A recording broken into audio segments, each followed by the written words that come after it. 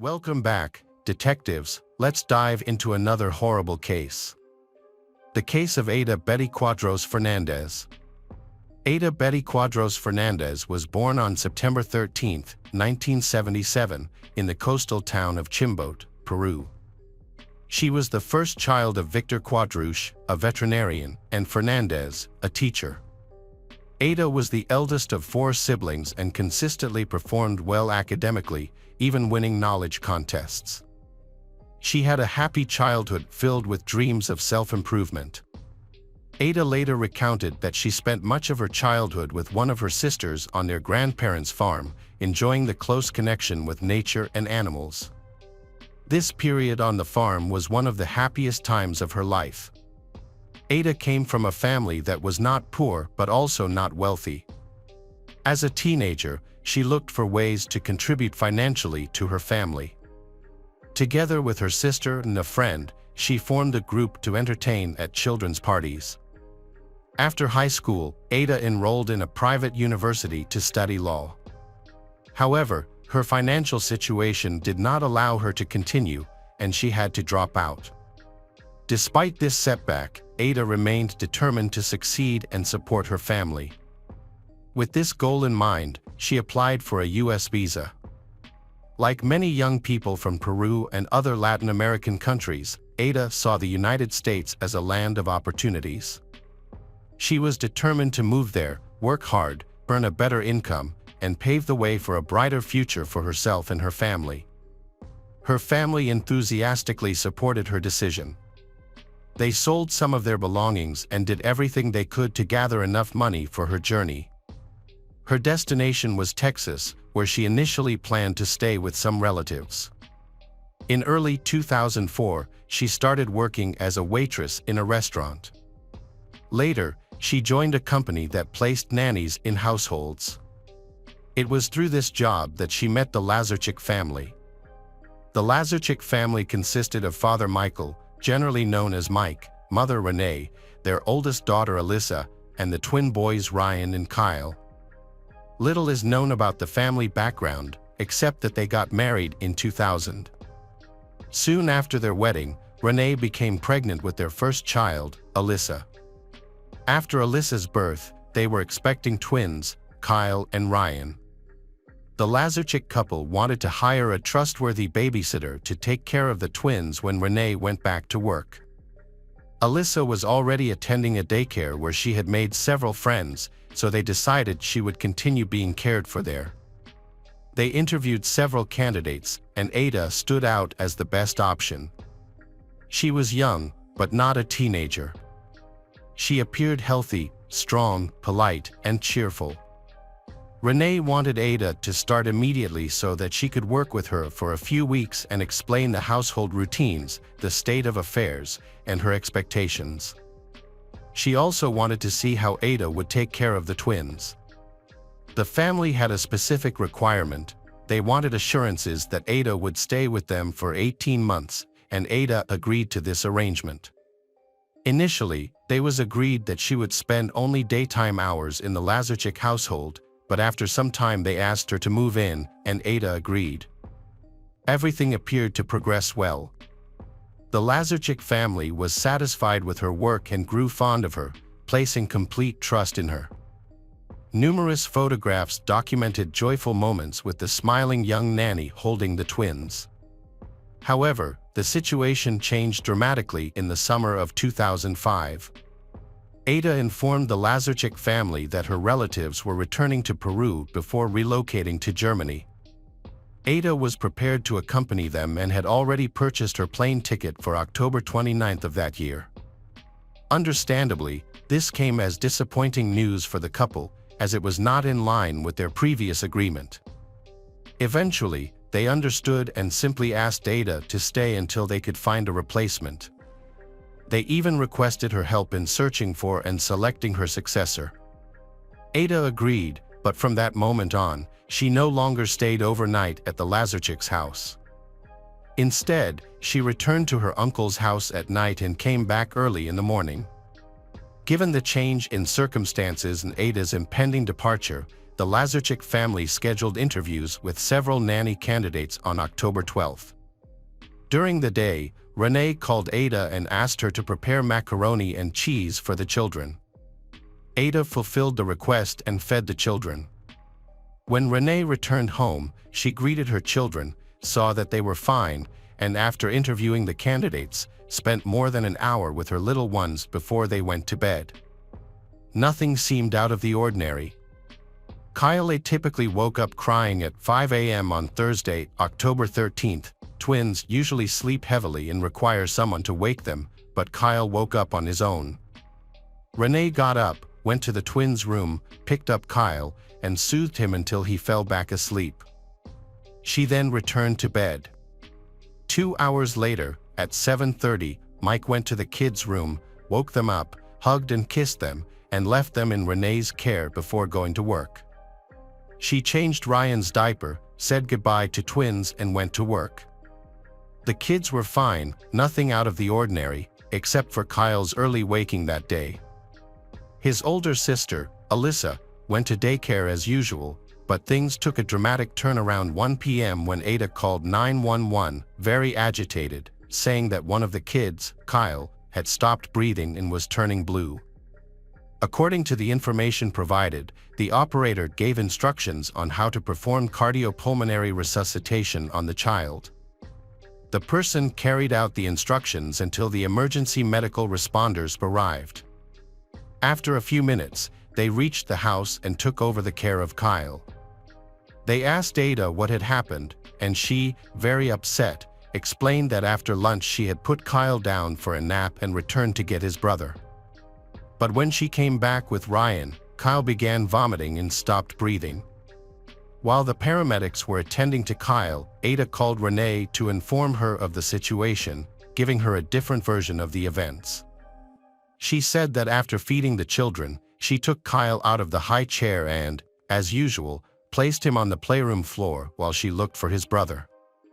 But when she returned, Kyle was vomiting. She went to the kitchen to get a bowl to collect the vomit, and when she came back, Kyle had fallen. She said she picked him up, took him to the sink, and performed the maneuver that Renee had taught her in case any of the children stopped breathing, but it didn't work, and she also tried CPR. The paramedics transported Kyle to the nearest hospital after the initial treatment. When Renee arrived home, the ambulance with her son had already left, but the police were still on the scene. Renee took Ryan, the other twin, and asked Adaah to accompany them.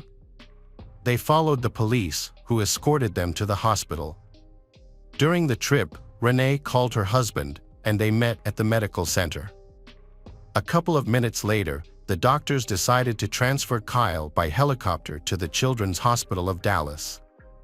The Lazarchuk family returned home, leaving Adaah in charge of Ryan, and headed to the Children's Hospital of Dallas. Adaah asked them to keep her informed about Kyle's condition. On the way to the hospital, Renee began to worry that Adaah might be too anxious to properly care for Ryan, so she called a friend to help the babysitter at the house. Adaah, visibly distressed and crying, opened the door for Rena's friend shortly after the friend arrived at the house. The friend asked Adaah to explain what had happened. According to Adaah's account, Kyle had suddenly collapsed while standing between the playroom and the kitchen. Adaah said she dropped the plate she was holding, picked up Kyle, took him to the living room, and performed CPR on him. Adaah mentioned that Kyle's brain hadn't fully developed and that this issue had started at birth. The friend didn't fully understand, but Adaah kept talking, expressing her love for Kyle and assuring that she would never hurt him. The friend tried to calm her, reassuring her that she hadn't done anything wrong and that she was a good person. In the meantime, at the Dallas Children's Hospital, the Lazarchuk family received devastating news. The doctor in charge of Kyle informed that the child had suffered severe head injuries, with multiple contusions on the head, left arm, and shoulder. A neurosurgeon met with the distressed parents to explain that something needed to be done to relieve the pressure on Kyle's brain, although survival was unlikely. A child abuse specialist who also met with Mike and Renee suggested that Kyle's injuries could be consistent with abuse. The specialist stated that Kyle's injuries were so severe, it was as if he had been in a car accident or fallen from a sixth-floor window. Renee initially found it hard to believe what had happened. She thought Adaah might have accidentally dropped the child or was too scared or ashamed to admit it. However, the doctors clearly explained the severity of Kyle's head injuries and the amount of force required to cause them. Given this information, the possibility of an accident seemed unlikely. Renee promptly contacted another friend to pick up Ryan and remove him from the house. While this was happening in the hospital, Adaah became increasingly anxious at home. Renee's friend had to go out to pick up her son from school and take him home. During her absence, Adaah called her several times, asking if there was any news about Kyle. When Renee's friend returned to the house, she found Adaah calm. Adaah was no longer crying or talking. Shortly after, a police car passed by the house. Seeing it, Adaah lost her composure. She began to cry uncontrollably and scream, "No, no, no," collapsing on the floor behind a door and repeatedly insisting that she would never harm Kyle. Two female detectives arrived to interview Adaah. She was the only adult present when the incident occurred. As the detectives located the house and got out of their patrol car, they heard Adaah's cries. Upon entering, they found her extremely agitated. During the interview, the other officer called the hospital to get an update on Kyle's condition. When they discovered the diagnosis, the detectives told Adaah that her story did not explain Kyle's injuries. Adaah suggested that Kyle may have hit his head when he fell after she left him alone in the playroom, but the officers pointed out that the playroom floor was covered in soft carpets, making this explanation unlikely. When trying to offer another explanation, Adaah said that Kyle may have hit his head on the doorframe when she was carrying him on her hip. In the officer's insistence, Adaah showed how Kyle could have hurt himself and mentioned that Mike and Renee often hit Kyle's head without any problem. The officer checked the place where Adaah claimed Kyle hit his head, but found no evidence of a strong impact. When the officers told her that the injury did not seem serious enough to have caused the extensive damage described by the doctors, Adaah insisted that the impact was strong because she was running with Kyle in her arms. She also claimed that she had never shaken or hit any of the twins. The officers urged Adaah to tell the truth, as it could save Kyle's life, but Adaah provided no further explanation. Given the circumstances, the officers reported the situation to their command and took Adaah into preventive custody for further questioning. The investigation team arrived at the crime scene to examine the house. After completing their task, they informed Renee's friend, who was staying at the house on behalf of the owners, that they could clean up and organize everything for the family's return. While cleaning the house, the friend found a piece of adhesive tape sticking out from the door of a cabinet under the kitchen island. When they opened the door, they noticed it was broken and held together by tape. As a result, opening it caused the door to become misaligned. They simply placed it back and secured it with the tape, but found it strange because Renee was always careful with broken items to prevent the children from getting hurt. They had a hunch and called the police to report the door. Shortly after, investigators returned to collect potential evidence. Later, when questioned about the cabinet door, Renee stated that she frequently used that door and had never seen it held with adhesive tape. By the time Friday, October 14th arrived, all of Mike and Renee's hopes had vanished. The doctors informed them that Kyle was brain dead and had no chance of recovery. Amid unimaginable grief, the couple authorized the removal of life support, and Kyle passed away 3 days later on October 17th. The detectives interviewed Adaah in prison, where she was accused of premeditated assault on a minor. This time, Adaah claimed that the day before the incident, she was preparing the macaroni and cheese that Renee had requested. Kyle was sitting on the kitchen countertop, and the child fell, landing headfirst on the kitchen floor and hitting his head hard. Adaah said she picked him up and checked for injuries. The only thing she noticed was redness on his ear and the right side of his head. so she applied cold compresses and gave him a pain reliever. When the interrogators asked why she hadn't told this to the other officers, Adaah said she thought they wouldn't believe her. She mentioned that she didn't tell Renee because, when she arrived home from work, Renee complained of a severe headache. Adaah said Renee suffered from migraines and had requested that the lights be turned off and the house be kept quiet. The interrogators asked if she had fallen with the child, which she adamantly denied. During that interrogation, Adaah learned that Kyle had died, and she cried for the rest of the interview. Adaah was brought before the courts, where a judge charged her with aggravated homicide and set bail at $750,000, which was beyond the means of Adaah or her family. Consequently, she remained in custody until the trial. At that time, the police indicated that she might be charged with premeditated actions, which could carry the death penalty. The medical examiner who performed the autopsy on Kyle testified that when he received the child, Kyle was already unconscious. The examination revealed multiple hematomas, bruises, on the right side of Kyle's head, as well as bruises on the left side of his head, shoulder, and both arms. Additionally, there were 2 small hemorrhages forming hematomas on the right temple.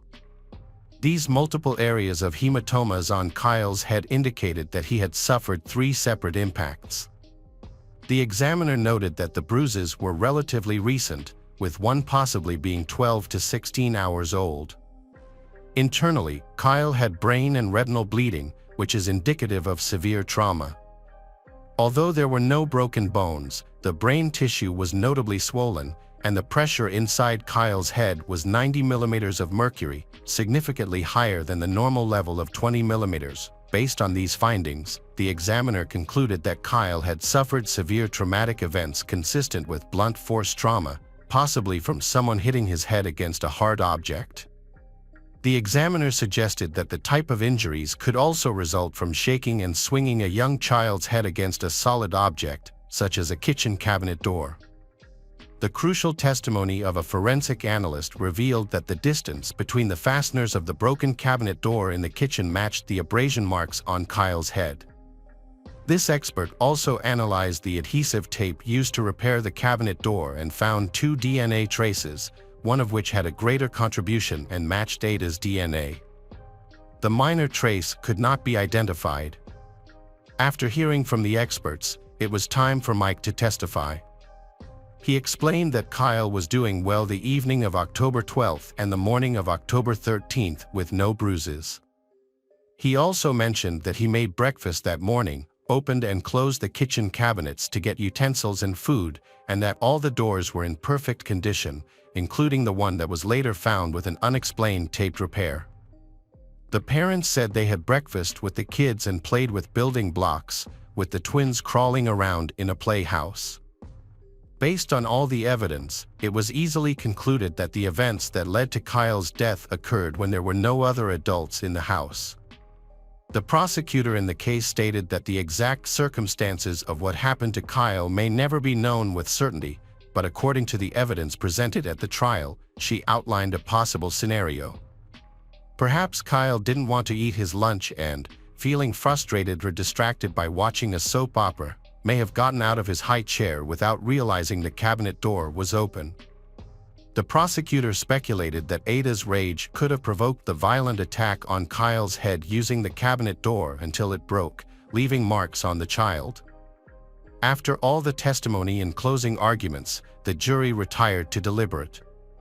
When they returned, they decided Adaah guilty of capital murder of a child under 6 years old.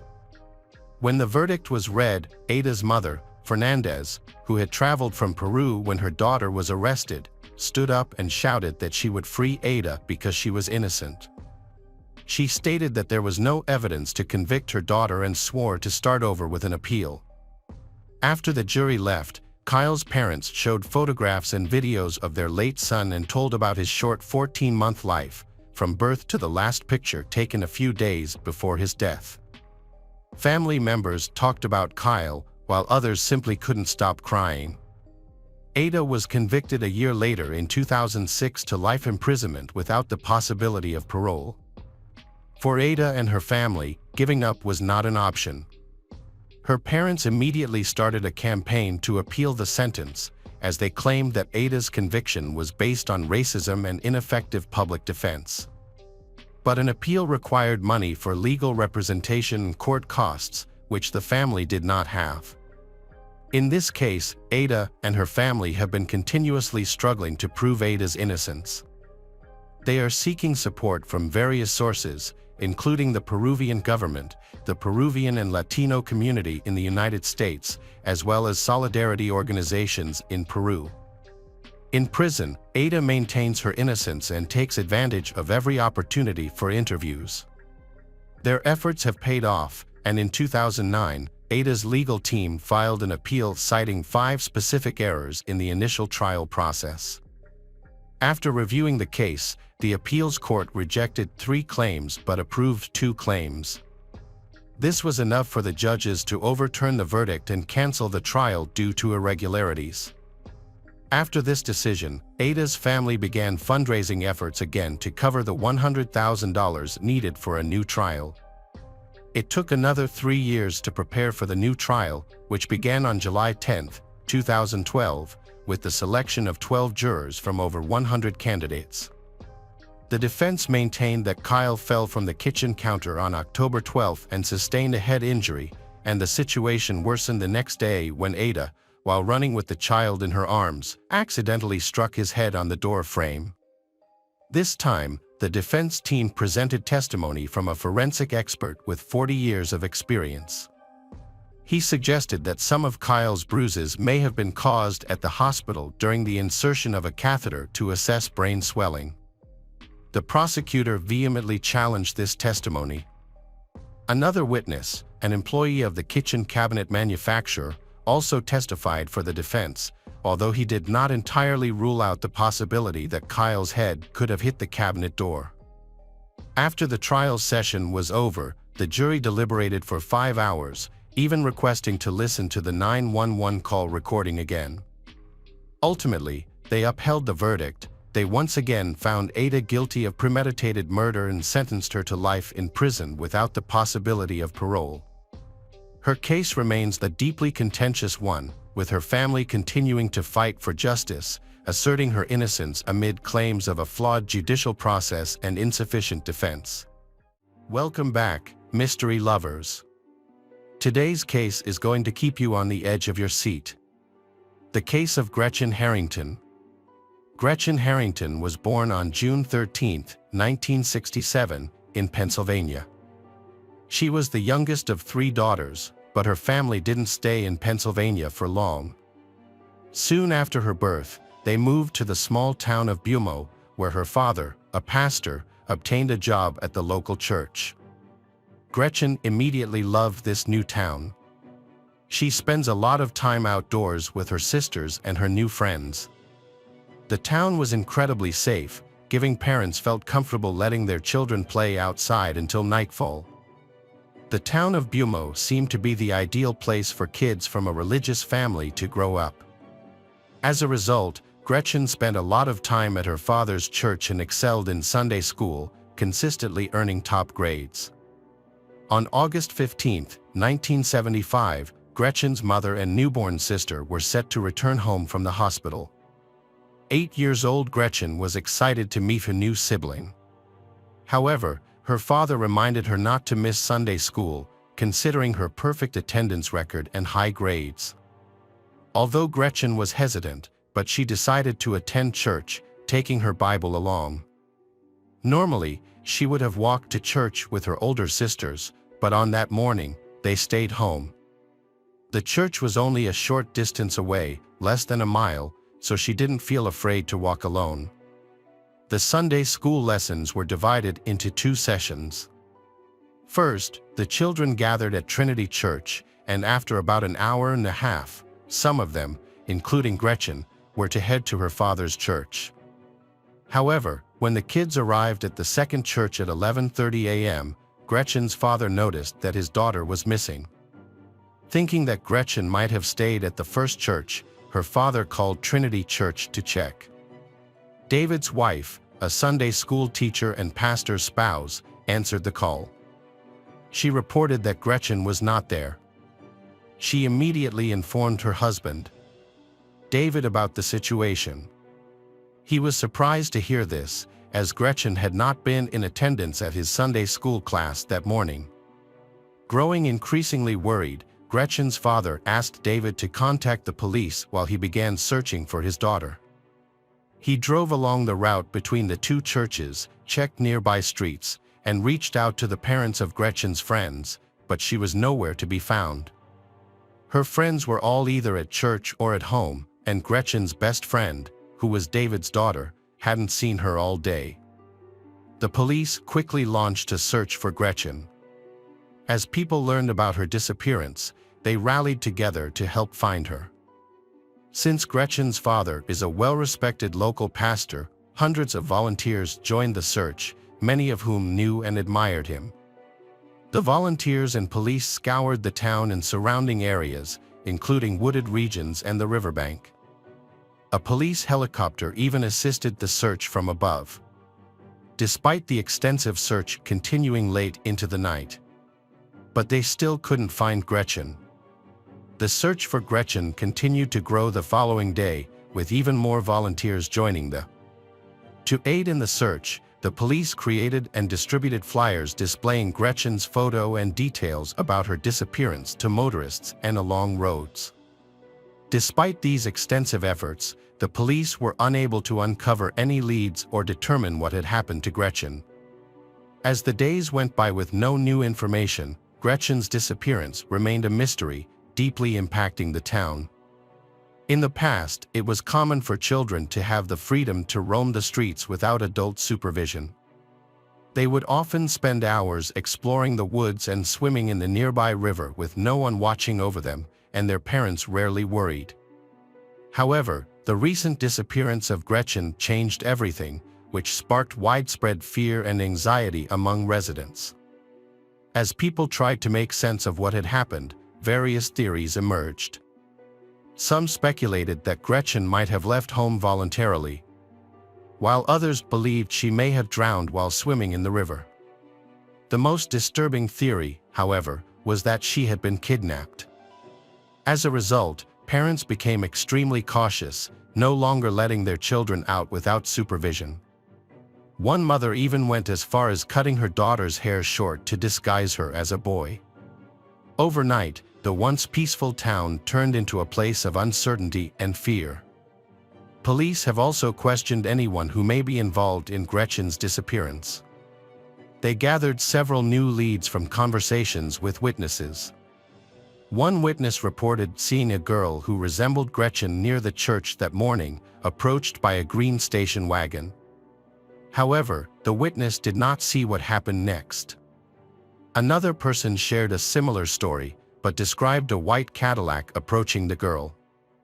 The police investigated these leads by identifying and checking the owners of matching vehicles in the area. Unfortunately, this did not yield any results.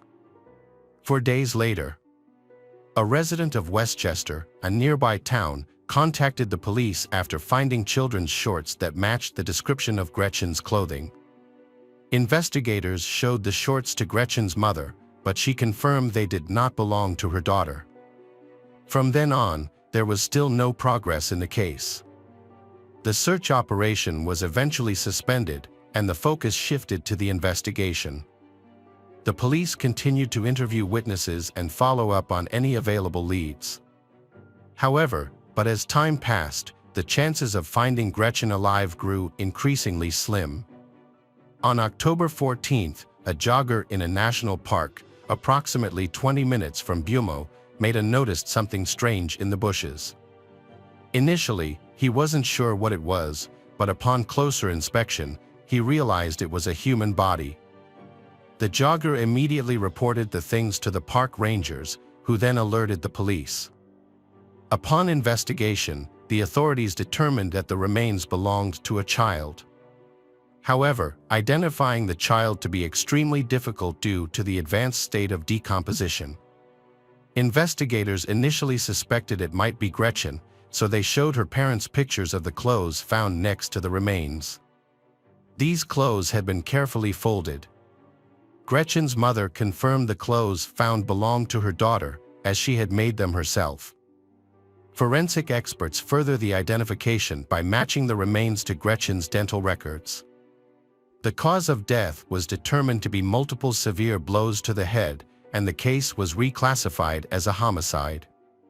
The body was so decomposed that investigators were unable to determine any further details about the circumstances surrounding her death, including whether she had been sexually assaulted. Additionally, DNA analysis technology was not available at the time, 1975, leaving investigators without any DNA clues to pursue. The town was shaken by the news of Gretchen's murder, leading to an influx of tips for the police. As concerns about a violent offender still on the loose grew, citizens urged authorities to swiftly bring the perpetrator to justice. As the investigation continued, authorities received numerous tips about suspicious individuals seen in the park where Gretchen's body was found. Unfortunately, these leads did not aid in the case. Investigators also thoroughly vetted nearby residents with a history of violent crimes, but this approach yielded no results. Several months after the body was discovered, the case came to a standstill with no new developments. In subsequent years, detectives would periodically reopen the case, thoroughly reviewing existing leads and tips, but to no avail. This was largely due to a lack of evidence. Even with advancements in DNA analysis, the police found no concrete leads. No foreign DNA was found on Gretchen's body or her clothes, leaving the case unsolved for decades. The investigation was periodically mentioned in the media, but public interest waned. Following the crime, parents in the town became highly cautious and protective of their children due to fearing another attack. This collective fear lingered for years, changing the lives of Abral's children. Months later, a crucial piece of information came to light. A woman contacted the authorities to share her account and met with the lead detective to tell her story. At the time of Gretchen's murder, the woman was 10 years old and lived in Havertone, close to Gretchen's home. She was friends with Gretchen and her older sisters, as well as other kids in the neighborhood. The woman often slept over at her friends' houses. One incident, in particular, stood out and was pivotal to her coming forward.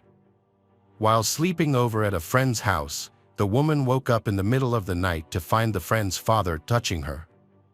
She then saw him quickly leave the room and was too afraid to tell anyone. However, the same thing happened again the following night. The next morning, she confided in one of her friends, who surprisingly revealed that this was a common occurrence.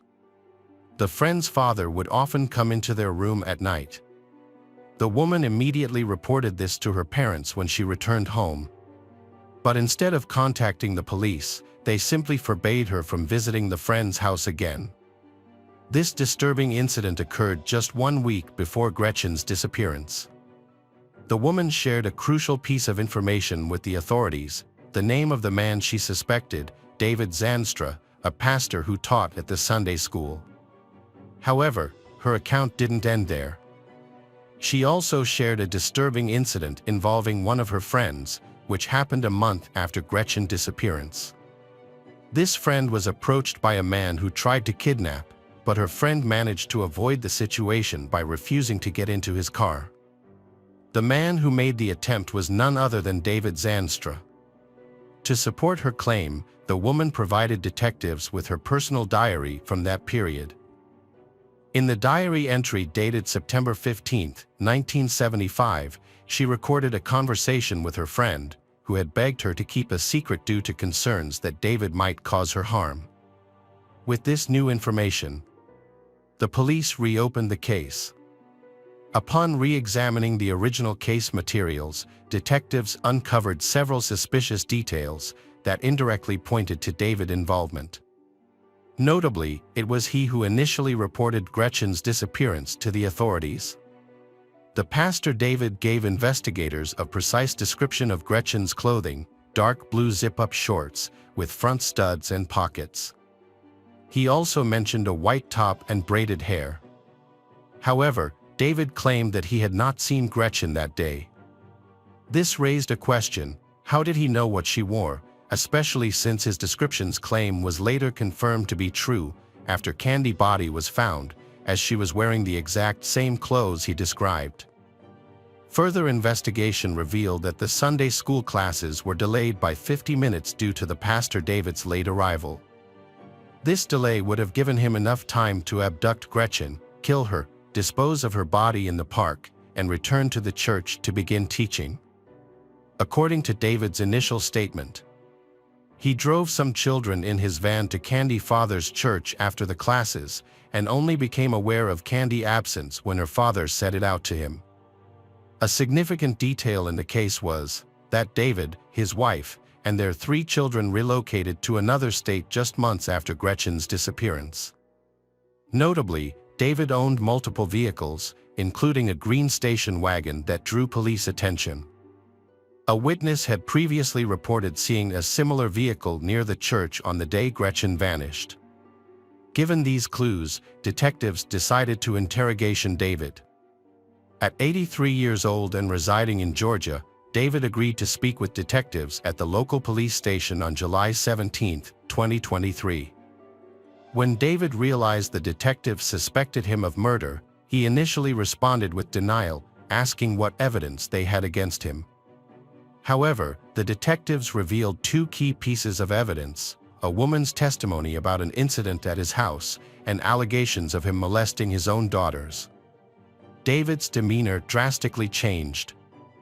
As he realized his dark past was exposed, he stopped denying the accusations and, after 48 years of silence, he began to speak about the murder.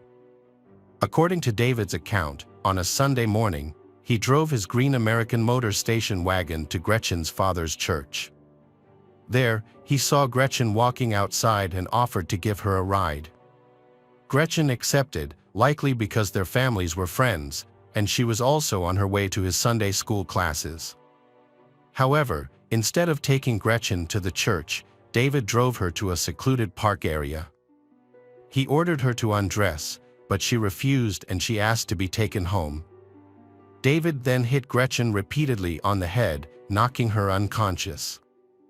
After Gretchen lost consciousness, David removed her clothes and assaulted her. He then drove her to another park and checked for a pulse, but found none. Believing she was dead, he carried her body into the bushes and covered it with branches. David then returned to the church to teach his Sunday school class. After he confessed, the police arrested him to Gretchen's murder and had him extradited to Pennsylvania to face trial. His arrest sparked a wider and more thorough investigation. Detectives suspected that David had assaulted multiple girls, and they strongly believed there were additional victims. The fact that he had been a pastor in various cities and states for decades led as it suggested he may have committed many more crimes. Because David was a pastor, respected by everyone, he initially was not suspected. However, with the truth finally exposed, detectives collected his DNA sample and began comparing it to evidence in unsolved cases. They also investigated unsolved disappearances of girls in cities where he had been employed. Investigators quickly identified a case similar to that of Gretchen. In 1991, 4-year-old Amanda Campbell from California, she vanished from her home in a quiet neighborhood without leaving any clues. Notably, at the time of Amanda's disappearance, David was a pastor in that same neighborhood. Although there is currently no evidence linking him to the crime, police have identified similarities between the 2 cases, suggesting he could be a suspect. David Zanstra, now 83, is being held in a jail in Cobb County, Georgia. He was denied bail and denied extradition to Pennsylvania, despite he filing an extradition request. Hello friends, welcome to our channel. Today we're going to take a look at another horrible case with you. The case of Lynette White. Lynette White was a beautiful young woman from Cardiff, Wales. Due to difficult circumstances, she had to support herself through prostitution since she was 14 years old. Although this was not Lynette's childhood dream, it was the path she was forced to choose. Before her murder, Lynette had given an interview to BBC Wales journalist Tim Rogers, who was investigating child prostitution. In this conversation, Lynette shared how she had been abused, taken to Bristol, and forced into prostitution. Although Lynette managed to return to Cardiff, she was still unable to escape this dangerous life. By 1988, when Lynette was 20 years old, she had become a well-known prostitute on the streets of Cardiff. With her beautiful appearance and high regard among her friends, Lynette was one of the top prostitutes in the city. She went to work every day, earning around £100 a night. People often thought that Lynette White was trying her best to make a better life, but the reality was quite different.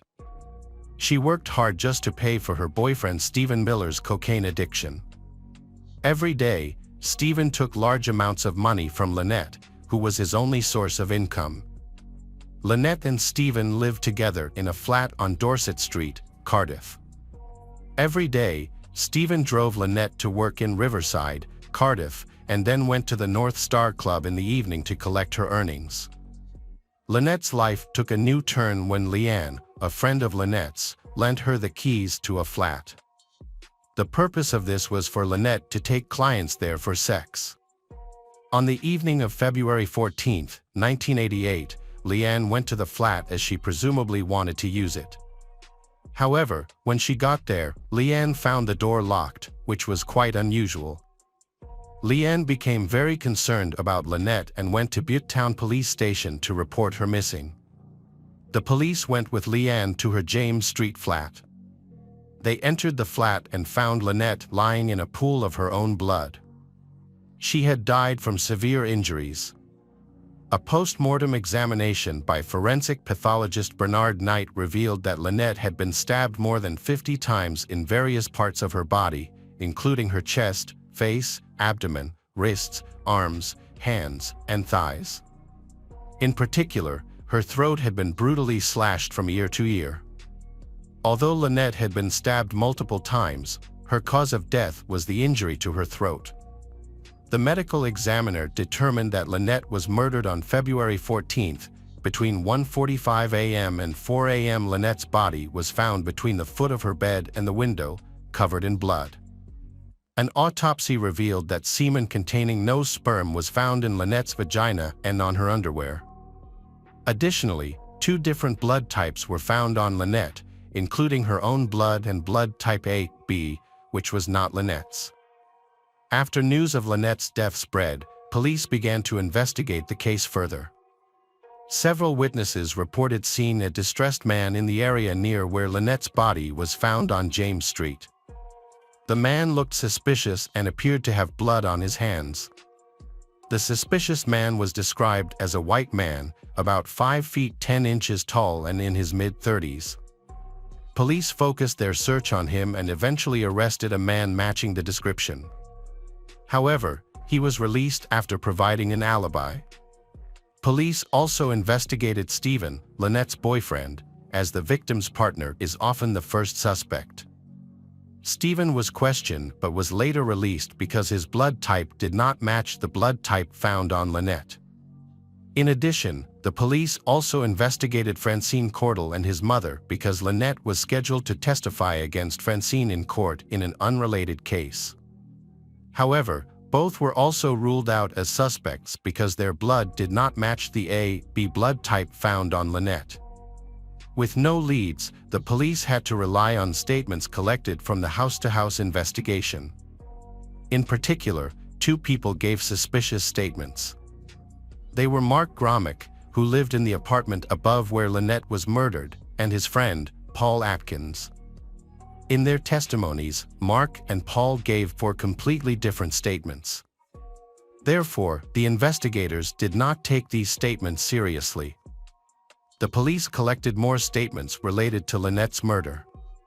Ronnie Williams, a police informant, gave statements implicating his brother-in-law, Yusef Abdullahi. However, the strained relationship between Ronnie and Yusef led the police to doubt and dismiss this account. Leanne Vilde, who reported Lynette missing on the day of her death, was also a suspect. After intense questioning, she gave a drunken statement naming Stephen and Youssef as the killers. Another eyewitness, Violet Piriam, a secretary at the Cardiff Yacht Club, shed light on the case. 8 months into the investigation, she recalled a crucial detail. On February 14th, while driving home from the club at around 1:30 a.m., she saw 4 excited black men outside the building where Lynette was killed. 2 of them, in particular, she identified as John Acti and Rashid Omar. Piriam's testimony opened a new line of inquiry into the case. Angela Sila, who has a mild intellectual disability, gave a crucial testimony. She said she saw Stephen, John, Rashid, Ronnie Acti, John's cousin Tony Perez, and Tony Brace outside 7 James Street on the day Lynette was murdered. This testimony was important because it matched Violet's testimony and further implicated Youssef, John Stephen, and others. On the same day, Mark and Paul also provided new testimony. They said they saw a group of men, including Ronnie and Youssef. Angela Sila then gave another testimony in December 1988. She said she heard screams from Lynette's flat and ran there with Leanne. Leanne gave a similar testimony on the same day, saying she went to the flat after hearing Lynette's screams and met Stephen, Youssef, Ronnie Acti, Stephen's brother, and an unnamed mixed-race man. However, Angela Sila later got into trouble. She had type AB blood, and police found her blood on Lynette's socks. Sila later gave a new confession, admitting that she was part of the murder, along with Leanne and others. Leanne also admitted that she was forced to cut Lynette's wrists to ensure her complicity and silence. With no way out, Stephen confessed to killing Lynette after 307 denials.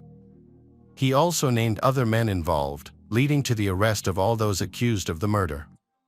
Specifically, the police arrested Stephen Miller, Tony Stephen, Youssef Abdullahi, Ronnie Acti, Rashid Omar, and Martin Tucker on December 7, 1988. 2 days later, John Acti and Tony Perez were also arrested. After nearly a year in custody, their trial began on October 5, 1989 at Swansea Crown Court. It was the longest murder trial in British legal history, lasting 197 days. After 2 years in custody, Ronnie Acti and John Acti were acquitted of murder. Meanwhile, Tony Perez, Stephen Miller, and Youssef Abdullahi were convicted. Each was sentenced to life imprisonment and was known as the Cardiff Three. However, there was no forensic evidence linking the men to the crime scene, which created many doubts and questions about the verdict. Friends and family of the Cardiff Three began a campaign to overturn the verdict. The campaign received widespread support and was followed up by television documentaries in 1992. The Cardiff Three's appeal was finally accepted in December 1992. After hearing Stephen's interrogation, Judge Taylor decided that the police had been abusive in their questioning of Stephen. Therefore, the veracity of Stephen's testimony was no longer important. In the end, the Cardiff Three were acquitted. Their conviction was deemed unsafe and insufficiently supported. However, if the Cardiff Three were not the real criminals, then the real criminal is still at large. This raises the question, who killed Lynette White? 8 years later, the case was reopened. This time, Professor Dave Barkley and Police Chief Kevin O'Neill were assigned to investigate. The case led the police back to the crime scene, where the incident had occurred 12 years earlier. While reviewing old photos of the crime scene, Professor Barkley discovered a crucial detail that no one else had seen all these years: a large drop of blood that might have been splattered from a knife onto the wallpaper. When the crime occurred in 1988, the police had collected several pieces of wallpaper from the apartment as evidence. Upon searching through the old evidence, they discovered that the only missing piece of wallpaper was the one containing the large drop of blood. The forensic team continued to investigate the case, carefully studying photos of the scene. They discovered that the blood might have been hidden under several layers of paint on the baseboards. The team also found traces of blood on a piece of cellophane from a cigarette packet, leading to the suspect being nicknamed Cellophane Man. To find the suspect, the forensic team led by Angela Gallup began collecting and comparing DNA data. However, searching for a matching DNA profile in 140 police databases proved futile as no matches were found. But the forensic team did not give up. They narrowed down the search to hundreds of profiles in the Cardiff area by comparing similar DNA profiles. They eventually found a match between the suspect's DNA profile and that of a 14-year-old boy who was known to the police for driving around Cardiff. Surprisingly, the boy could not be a suspect because he had not been born at the time of the crime 15 years ago. The police still visited the boy's home to investigate. There, they were told that the boy's father had died but that he had an uncle named Jeffrey Gafford. On February 26, 2003, detectives went to Jeffrey's home in the village of Hanharan, 15 miles west of Cardiff. However, Jeffrey's house was empty at the time. The next morning, police went to his workplace in an office building in Cardiff city centre. When they explained the purpose of their visit, Jeffrey said, "I think you've got someone for the job." Jeffrey was then asked to provide a mouth swab, which he agreed to do. The police immediately analyzed the swab and identified a clue that would lead to the murderer. The next morning, Superintendent Kevin O'Neill wanted to get things right so there would be no more mistakes. He assigned a team to watch Jeffrey before he began interviewing him. Chief O'Neill had planned to monitor Jeffrey for a week, but on February 28, 2003, Jeffrey attempted suicide. When the surveillance team caught him in a garage, where he had bought 3 packets of paracetamol, the police immediately took action. When the police arrived at Jeffrey's home, he had taken approximately 62 paracetamol tablets, a significant amount of painkillers. Despite this, Jeffrey tried to hide his actions. When questioned, he made a horrifying confession: "I killed Lynette White. I've been waiting for this for 15 years. I think I deserve this sentence. I really hope to die." Jeffrey was then taken to the hospital, where he once again confessed to the murder he had committed 15 years earlier. Initially refusing treatment, Jeffrey prepared himself to accept death. But he eventually agreed to take the antidote and recovered within a few days. On July 4, 2003, Jeffrey pleaded guilty to the murder of Lynette White in court. Judge Royce sentenced Jeffrey to life imprisonment with a minimum of 12 years and 8 months. Jeffrey's lawyer later revealed that Jeffrey had killed Lynette for over 30 pounds and had sexually assaulted her body. In February 2007, Paul Atkins, Angela Sila, Leanne Vilde, and Mark Gromick were charged with perjury.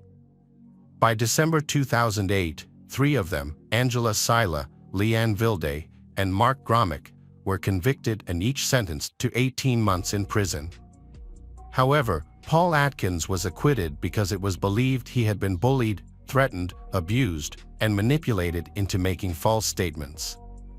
In March 2009, it was announced that the prosecution had enough evidence to charge the officers involved in the original investigation for conspiracy to pervert the course of justice. However, in 2011, the trial was dropped due to a lack of evidence. In 2015, 8 of the accused officers brought a civil suit in the High Court against the police force, suing for malicious prosecution, unlawful detention, and wrongful conduct. However, in late 2015, the judge in the civil case dismissed their case. 5 of the wrongfully accused men were awarded compensation after their release. Stephen Miller was paid £571,000, John Actie received £300,000, while Tony Perez was awarded £250,000. 2 other men, Ron Actie and Yusuf Abdullahi, have since died. Ronnie Actie died in 2007 after struggling to come to terms with what had happened to him.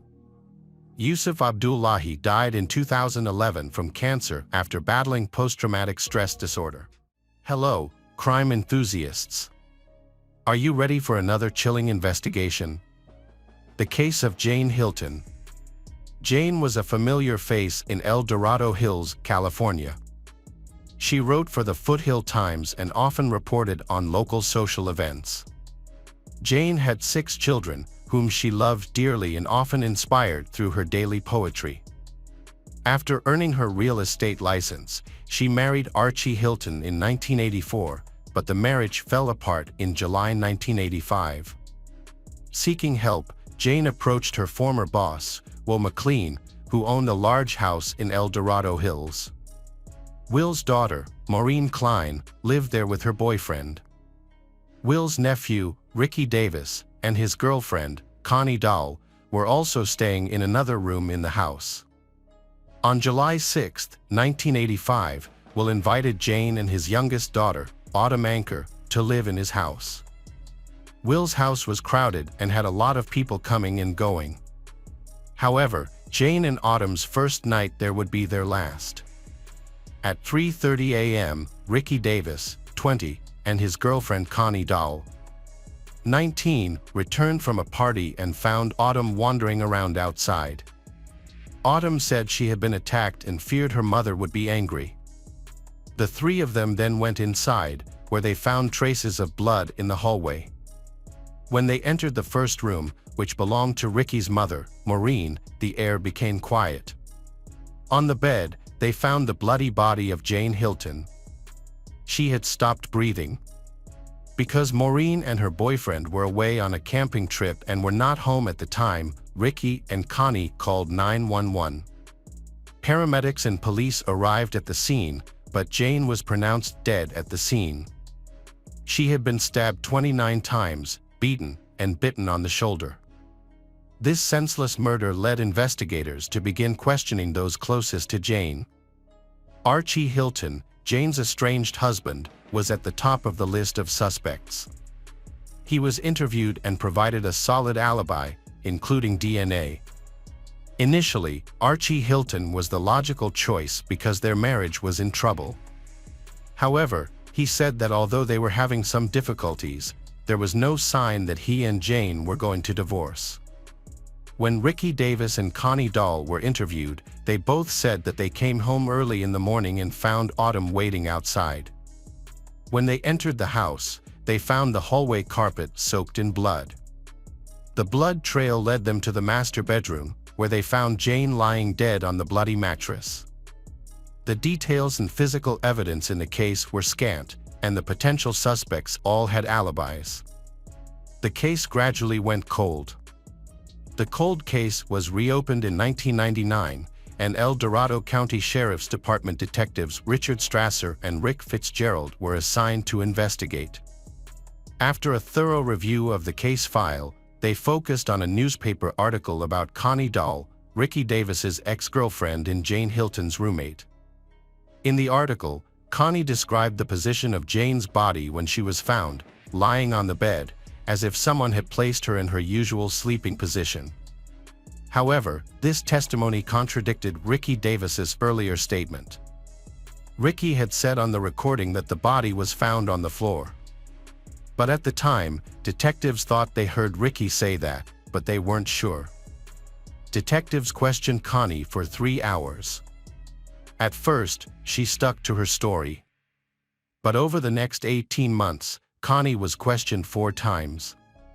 Each time, the detectives used techniques known to increase the likelihood of a false confession. They accused Connie of her role in the murder, and she was threatened with being charged with murder. As a result, Connie cooperated with the detectives, even though she had no actual role in the case.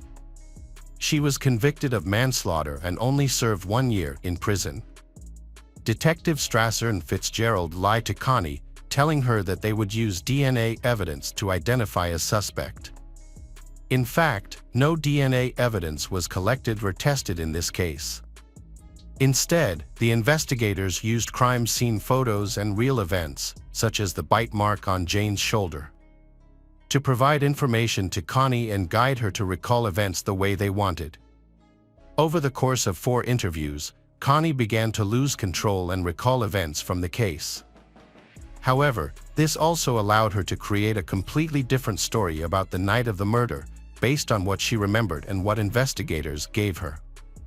Connie Dahl gave conflicting accounts of Jane Hilton's murder.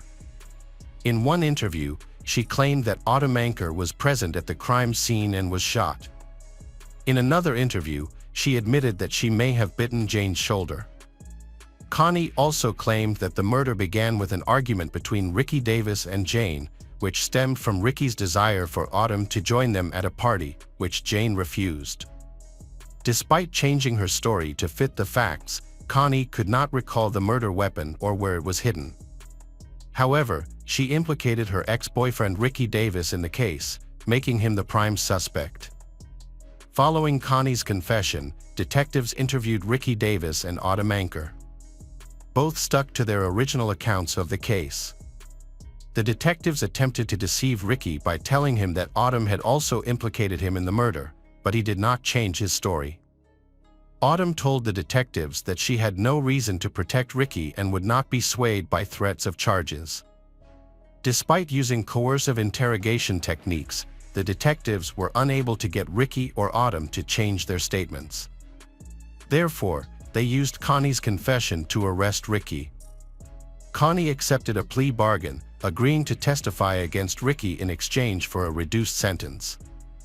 At Ricky's first trial, the jury was unable to reach a verdict, leading to a retrial. However, at his second trial in 2005, the jury found him guilty. During the trial, Connie took the stand and testified against Ricky. She explained that she had wrestled with Jane and accidentally bit her shoulder. Connie then walked out, leaving Ricky alone with Jane. Once outside, she heard Jane screaming, pleading, and gagging as Ricky continued to assault her. Ricky was sentenced to 16 years in prison for second-degree murder, largely based on Connie's testimony. Connie, on the other hand, received a reduced sentence of manslaughter and a 1-year sentence in county jail. Unfortunately, she died of a drug overdose in 2014. Despite his conviction, Ricky maintained his innocence. In 2006, he contacted the Northern California Innocence Project, NCIP, for help in proving his innocence. NCIP, a nonprofit founded in 2001 by Kathleen Rodolfi and Linda Starr, provides DNA testing services to convicted prisoners who claim innocence. Ricky's case was reopened in 2006 after he contacted NCIP. NCIP and the El Dorado County District Attorney's Office worked together to retest DNA from the crime scene. The retesting included Hilton's nightgown and biological material found under her fingernails. The retesting uncovered a DNA profile from an unidentified male. This DNA was found on both Hilton's fingernails and nightgown, indicating that they came from the same source. The results cleared Ricky, Connie, and Anchor of any crimes. This also proved that Connie's testimony was false. The DNA test results also proved Archie Hilton innocent, but unfortunately, he had passed away by the time the results were released. The unidentified DNA profile was entered into the FBI's CODIS database, but no matches were found. While the new evidence supports Ricky's claim of innocence, there are still obstacles to overcome. NCIP successfully argued that if the DNA test results had been presented at Ricky's trial, the outcome might have been different. In California, the standard for overturning a conviction typically requires new evidence that clearly establishes innocence. This standard is extremely difficult to meet. An expert on false confessions, Richard Leo, reviewed the transcript of Connie Dahl's interview in 2015. He found that detectives used pressure techniques to force Connie to give a false confession that fit the detectives' preconceived ideas about Jane Hilton's murder. Then, in 2016, the Northern California Innocence Project, NCIP, helped sponsor Senate Bill 1134, which was intended to address these issues. The bill allows wrongfully convicted people like Ricky to prove that new evidence could convince a jury. It was passed in January 2017, after NCIP attorney Melissa O'Connell filed a motion for a new trial based on new DNA evidence. The bill was sponsored by former California State Senator Mark Leno and brings California standards in line with those of 43 other states. In 2019, Superior Court Judge Kenneth Malakian overturned Ricky's 2005 conviction and ordered a new trial. It was originally scheduled to begin in the fall of 2019, but due to the health of his defense attorney, the judge announced the trial would take place in April 2020. However, the trial date changed again.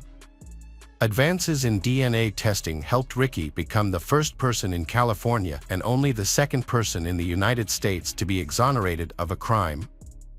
A new DNA testing method called genetic genealogy helped achieve this result. Genetic genealogy is a new DNA testing method that involves taking DNA evidence from the crime scene and sending it to genetic companies. These companies then search genealogical databases to find a potential match. In February 2020, the DNA evidence matched a man. In February 2020, El Dorado County District Attorney Vern Pearson announced that a new suspect had been identified in the death of Jane Hilton. The man was identified through DNA evidence collected from the crime scene. Following his arrest, several residents who knew the man revealed his identity to the media. The man is known as Michael Green, a longtime resident of Roseville, California. Michael graduated from Oakmont High School in 1986. According to those who knew him, Michael was a nice and easygoing person. They even described him as very calm and cool. So, a former friend of Michael could not understand why he would commit such a brutal act in El Dorado Hills. Michael was 17 years old at the time of the crime. On the night of July 6, 1985, Jane Hilton's daughter Autumn met Michael and his two friends, Calvin and Stephen, at a park. Autumn then decided to go home to shower and said she would come back to see her friends. However, she went to another friend's house instead of going back to the park. However, that evening, Autumn returned to the park to meet the boys again. What happened next is only speculation. Investigators believe Michael took advantage of the moment to break into Jane's home and was discovered by her. In the struggle to escape, Michael may have attacked Jane in a frenzy. After the attack, Jane's body was discovered by Ricky, Connie, and Autumn when they returned home. Michael had no criminal record before or after the murder. Michael appeared to have lived a normal life until DNA linked him to the gruesome crime.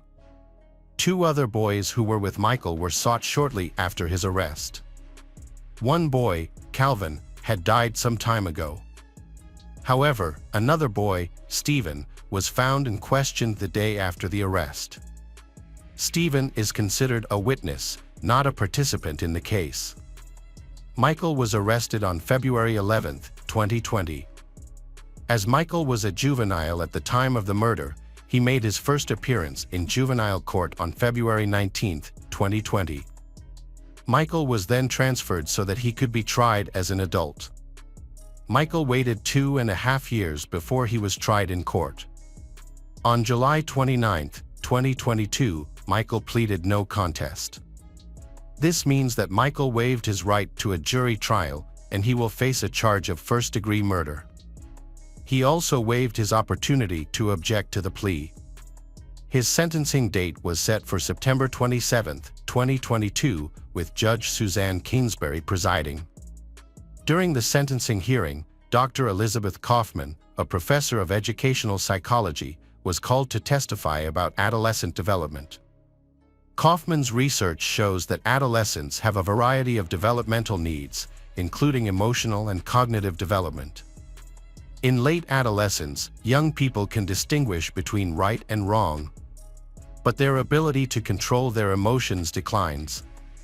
To provide additional information, the defense called several witnesses from Michael's childhood who had maintained relationships with him into adulthood.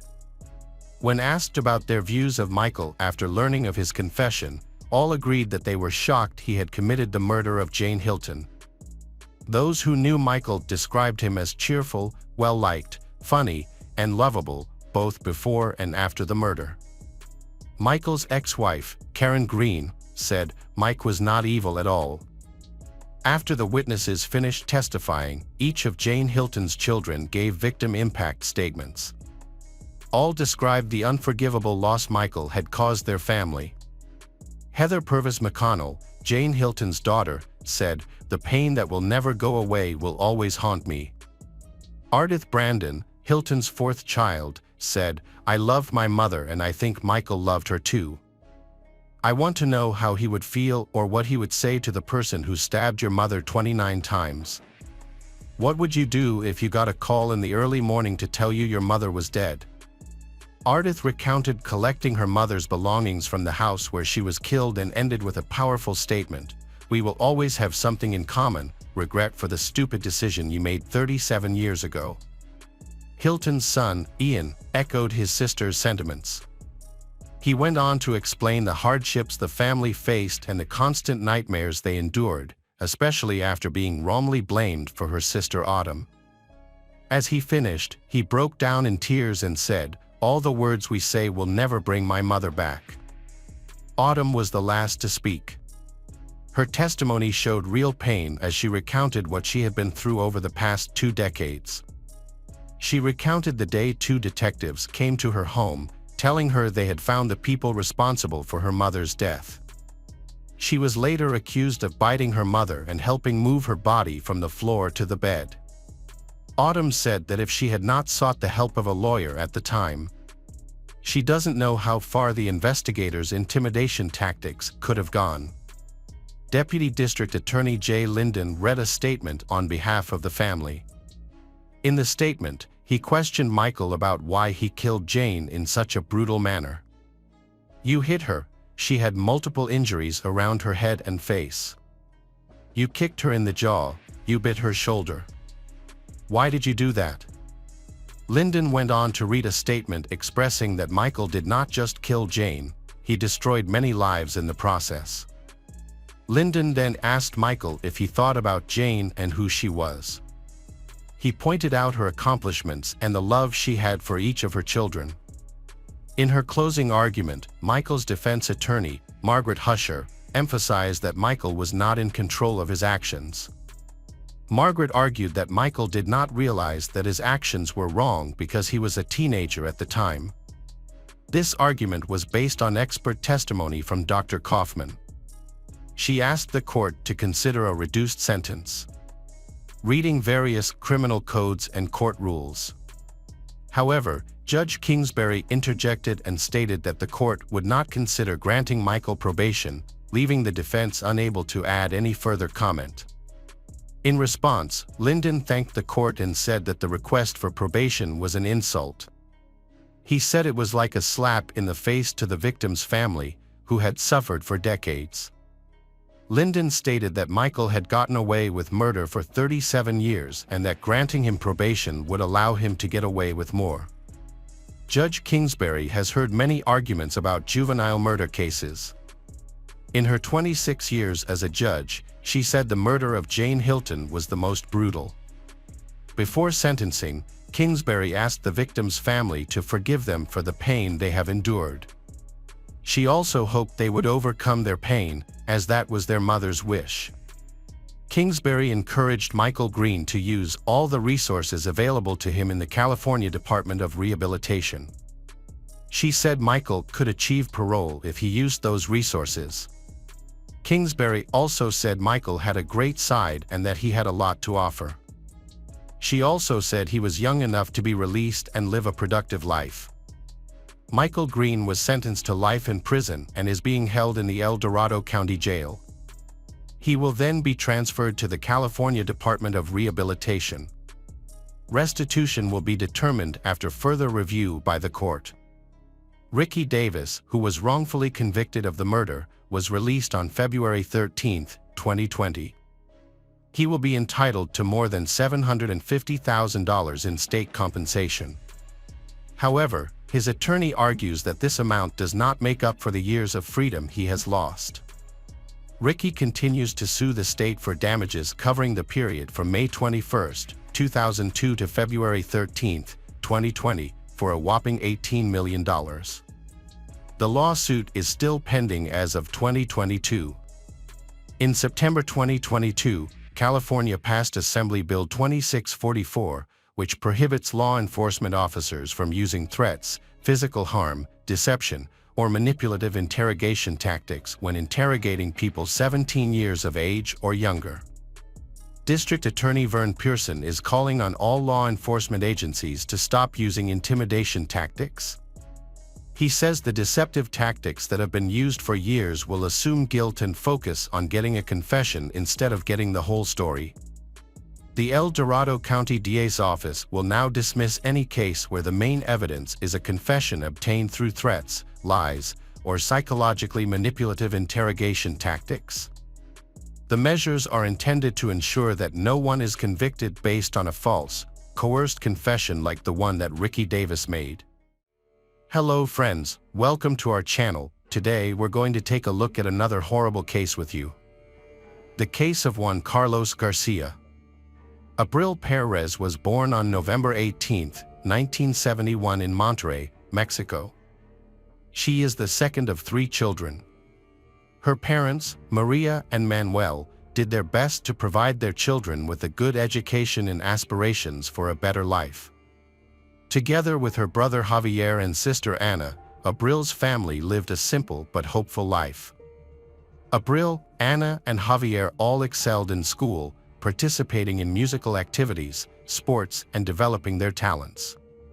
However, Abril showed early on a special ability in mathematics and business skills.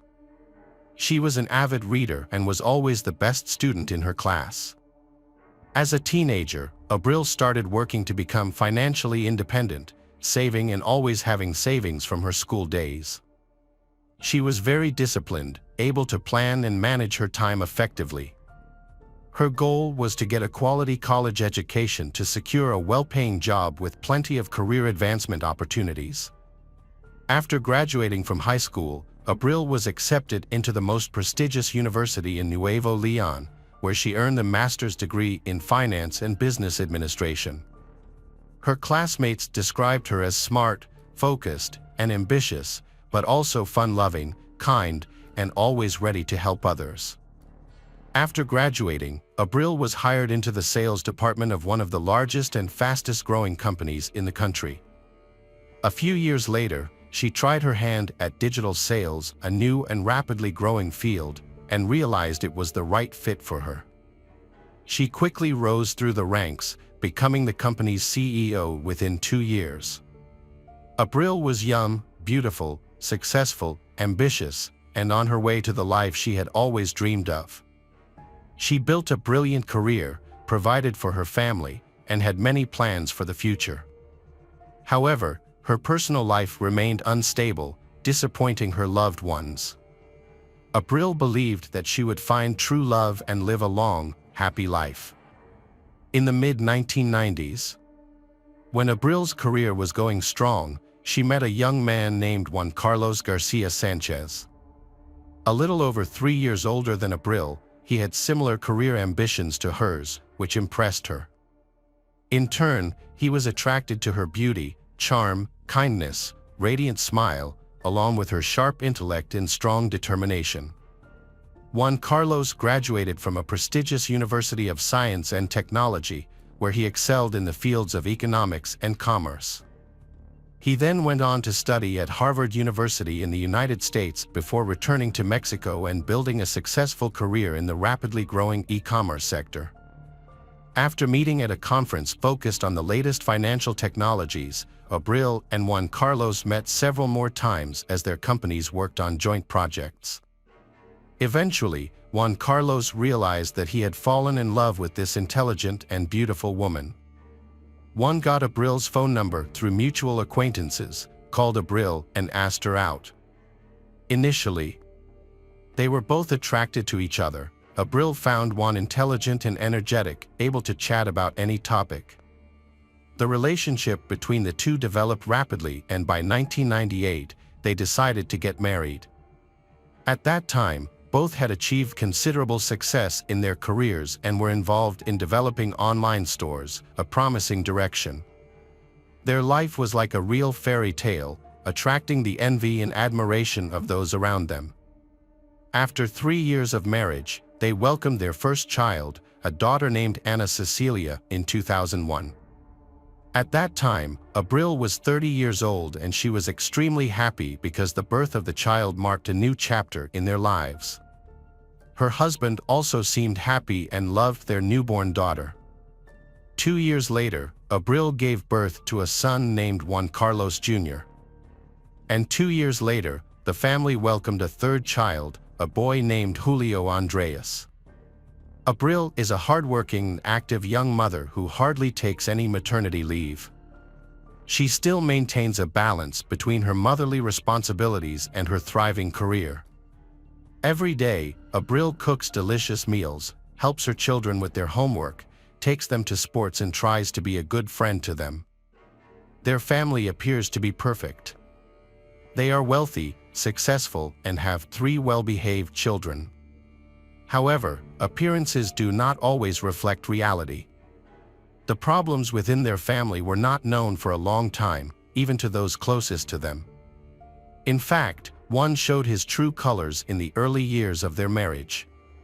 He was hot-tempered, aggressive, and very demanding. He did not like to compromise and wanted everything exactly his way. At first, Abril thought that over time, his personality would soften. However, Juan Carlos's true personality was still there. But they still had joint projects, and their teamwork brought impressive results. However, over time, he became more angry, and the verbal arguments gradually escalated into physical violence. After the birth of their first daughter, Juan had a period of calm, trying to restrain his emotions. But this restraint did not last. Unfortunately, after the birth of his eldest son and continuing after the birth of his third child, he no longer tried to be a good father or husband. Juan Carlos often vented his anger and negative emotions on his wife, not keeping any negative emotions to himself. He insulted and belittled his wife, who was the mother of their children, and it seemed that she had to endure this suffering. He often physically abused his wife, but in order not to leave any marks on her body, he forced her to hide her injuries with clothes or makeup. All these actions were done to protect his perfect reputation and pride in being considered a good man. Abril kept silent for many years, trying not to tell her sister and mother about her terrible life. She could support herself with a well-paid job and could raise her children, giving them a good and stable life, but her husband was a rich and influential man. He could use his power and money to gain custody of the children through the courts, forcing her to stay silent and endure this abuse for a long time. Knowing the true nature of Juan Carlos, Perez could not accept that her daughter and son were left alone with someone who could do anything without control. The family situation reached a dead end by the beginning of 2010. Those who had thought this was an ideal family began to suspect that something serious was going on inside. Abril became desperate, terribly thin, suffered from insomnia, and often had bruises on his face and body that became difficult to hide and impossible to explain. Juan Carlos remained calm and confident, pretending that everything was fine in public. He continued to portray the role of a loving and caring husband, polite and affectionate to his wife, but the reality was completely different when he was at home. He became a cruel person, making it dangerous to be around him. Although Abril's loved ones asked for a divorce, Abril insisted that everything was fine and that she would resolve the issue with her husband herself. 2014 marked the peak of Sanchez's career when he became the director of a large trading company and one of the most influential people in the field. After his promotion, his family moved to Mexico City and settled in a large house in one of the capital's most beautiful neighborhoods. Their children attended a prestigious private school. Abril hoped that the move and the complete change of scenery would improve their relationship. However, the opposite happened.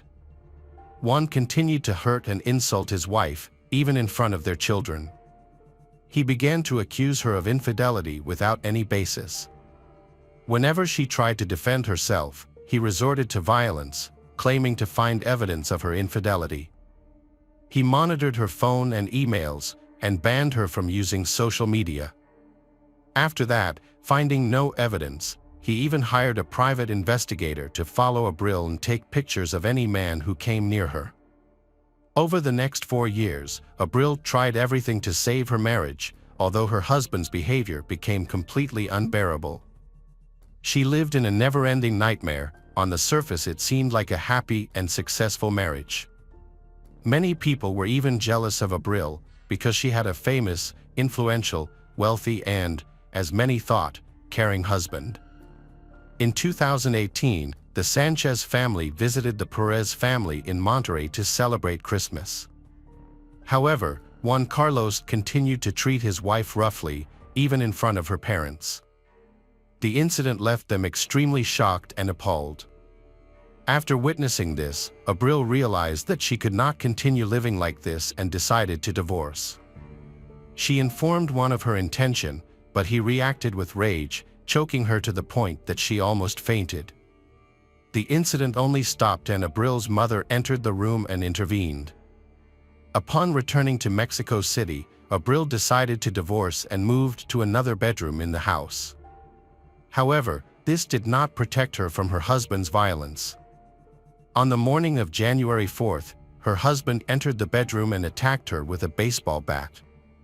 Abril was lucky to escape death by slipping out of bed. She screamed, and their children ran into the room. The youngest son protected his mother while the eldest son took the baseball bat from his father. Together, they ran out of the house and to the hospital where Abril received the medical attention she needed. Doctors diagnosed Abril with a severe concussion and a deep wound above her eyebrow, which required stitches. Shortly after Abril and the children left the house, Juan Carlos contacted a lawyer and posted on social media about the conflict between him and his wife, claiming that his wife had betrayed him. Juan Carlos also claimed that his wife had taken all the money from the safe and that when he tried to stop her, she had stabbed him with a knife. As evidence, he posted a photo of a bloody knife and blood stains on the floor. However, the blood on the floor was actually Abril's, from her own room. The photo of the knife was also taken from the internet. Despite this, Juan Carlos' friends believed his story and reshared it on social media, drawing attention to the incident. While still in the hospital, Abril sued her husband for intentional injury.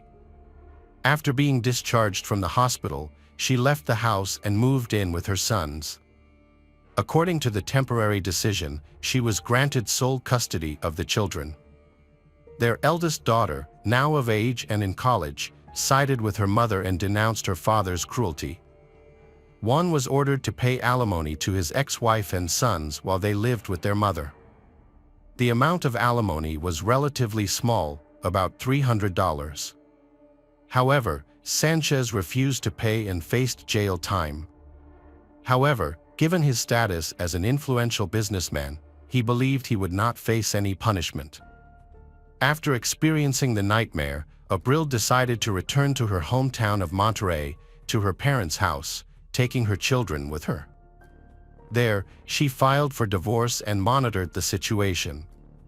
At the same time, she began providing online support and counseling to women in similar situations. She also planned to open a center for psychological and legal support for victims of domestic violence. However, the judicial system was disappointing. It was not until September 2019, 8.5 months after the incident, that Sanchez was arrested for causing bodily harm and attempting to kill his wife.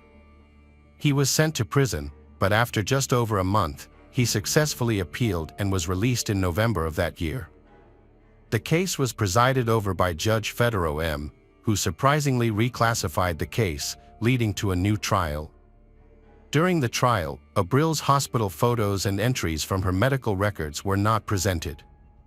At the same time, the testimony of the woman and her sons was not considered sufficient grounds to detain Juan Carlos.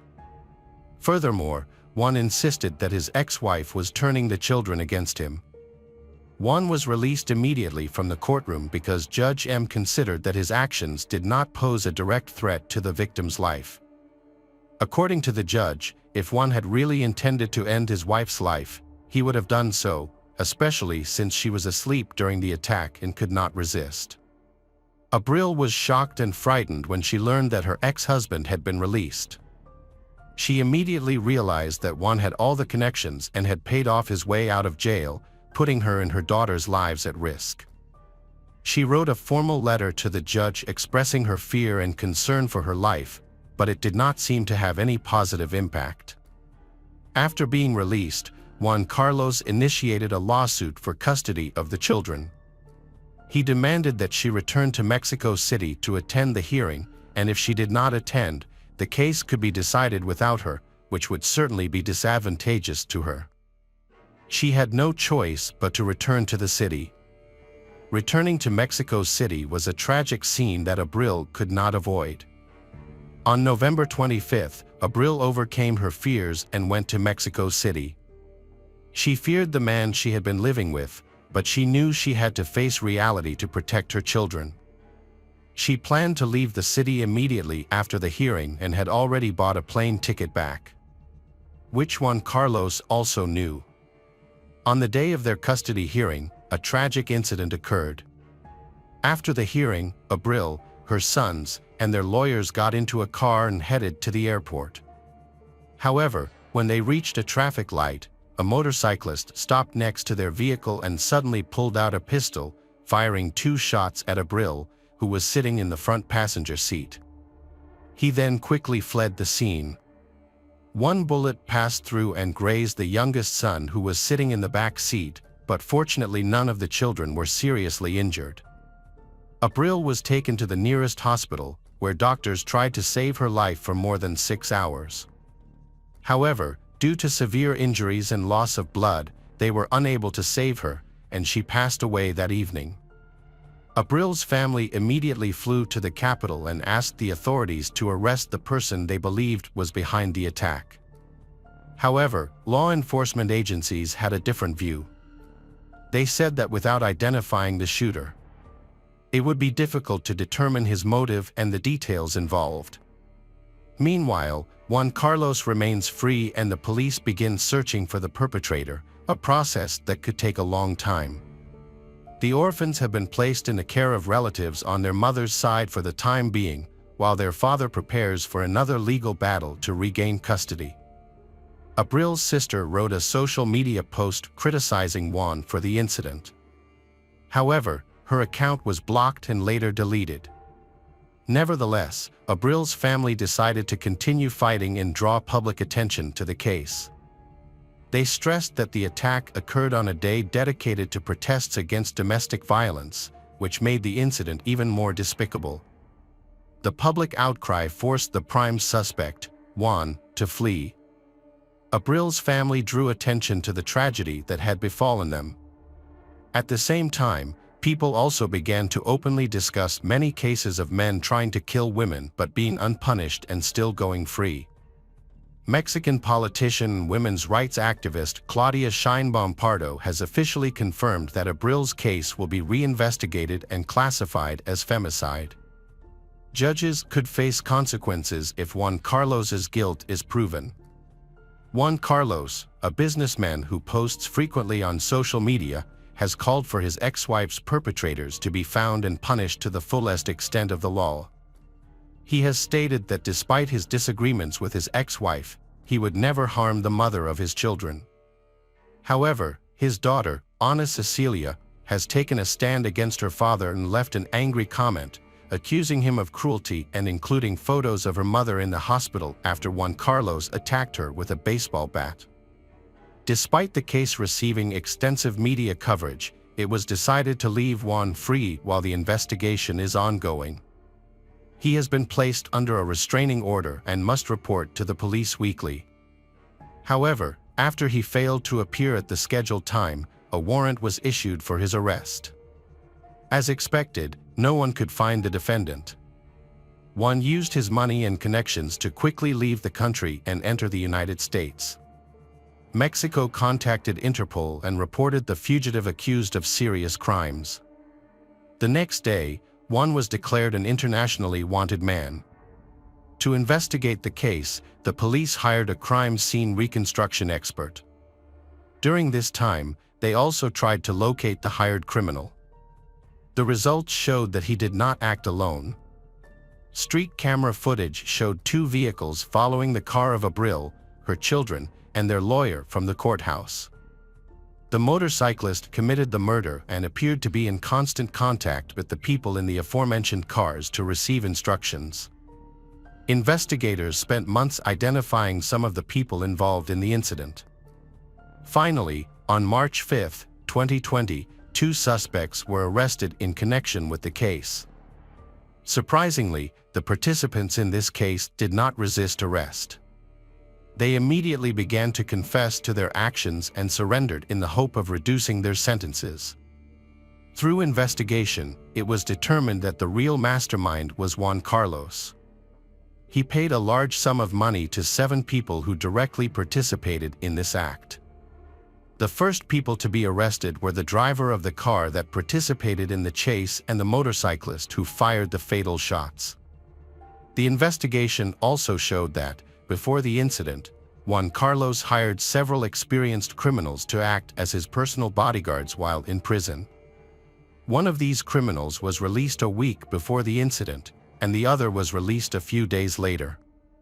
After being released from prison, Juan contacted his accomplices again and asked them to find trustworthy people to carry out an assassination. He promised to pay a large sum of money to each of them if they succeeded. Once all the participants were identified, Juan transferred the promised money and provided details of the route and vehicle the victim would use.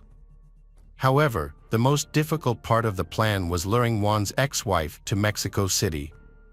He resorted to threatening Abril that he would take the children if she did not appear in court. Although she complied with the court order, she had no intention of staying in the capital and planned to return to Monterrey the same day. Juan learned this information from his sources.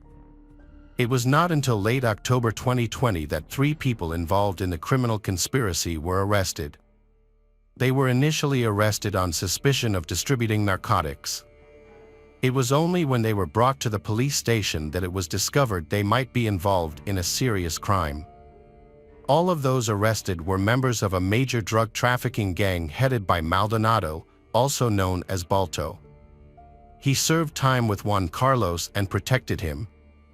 Maldonado then agreed to help Juan in the murder of his ex-wife in exchange for a large reward. Maldonado was arrested in November 2020 and began to testify. According to his testimony, Juan had been looking for trustworthy people to end the life of his ex-wife, and Maldonado agreed to help. With these statements, it was clear that Juan was both a client and an organizer of the crime. The previous attack on Abril with a baseball bat was reclassified as attempted murder. The court eventually issued an arrest warrant for Juan on charges of murdering his wife. However, his whereabouts are currently unknown. By spring 2021, the remaining participants in Juan's commissioned murder were found and arrested. One of them was arrested for another crime at the time. In addition, during the extended search, the weapon used to carry out the fatal shots was found. A total of 9 people involved in this criminal group have been arrested, of whom 7 were directly involved in the pursuit and murder of Abril. Although it has been nearly 5 years since Abril's death, the main perpetrator and the person who hired him to carry out the crime, Juan Carlos Garcia Sanchez, is still at large and his whereabouts are currently unknown. The person who directly shot the mother of 3 children was sentenced to 52 years in prison. 2 other criminals who participated in the car chase and assisted the shooter were also sentenced to 50 years in prison each. The other arrested participants are still under investigation, and their fate has not been decided. Hello again, true crime fans, we've got another mysterious case to explore. The case of Anupama Guladi. Anupama, who lives with her husband and 2 children, was born and raised in Dehradun, but her parents and brother were often worried because they could not reach her on the phone. Since her family used to call her frequently, this loss of contact worried her family. Anupama's brother, Sujin Pradhan, decided to call Anupama's husband, Rajesh Guladi, whom she had been married to since 1999, to ask about his sister. However, every time Sujin Pradhan called, Rajesh would say that Anupama was either busy or had gone on a business trip. This went on for about 2 weeks. During this time, Anupama contacted her brother via email, informing him that she was completely fine and very happy with her husband and 2 children. This reassured her family. However, when they continued to be unable to reach Anupama on the phone, her parents asked Sujin Pradhan to go to Dehradun and meet Anupama. On December 12, 2010, when Sujin Pradhan went to Rajesh's house, Rajesh greeted him unfriendly and said that Anupama was elsewhere and he could not meet her right away. On the other hand, Sujin Pradhan tried to break into Rajesh's house, leading to heated arguments between the two. However, Rajesh did not allow Sujin to enter the house. When Sujin asked Rajesh about Anupama, Rajesh did not provide a satisfactory answer. Sujin decided to go to the nearby police station and filed a missing report for his younger sister, Anupama Guladi. In the report, he also said that he was trying to enter the house but was prevented by Rajesh. The police found the case suspicious and went to Rajesh Guladi's house. When Rajesh saw the police with Sujin, Rajesh tried to remain calm. The police asked Rajesh about Anupama, but Rajesh did not answer directly and tried to distract them. However, the police soon discovered Rajesh's cunning and decided to conduct a full search of the house. During the search, the police noticed a closed room. When the room was opened, there was nothing unusual except a large freezer. The police found the presence of a freezer very strange because such appliances are commonly used in large shops and restaurants. The police wondered why Rajesh would buy such a large freezer for his small family, but he just kept quiet.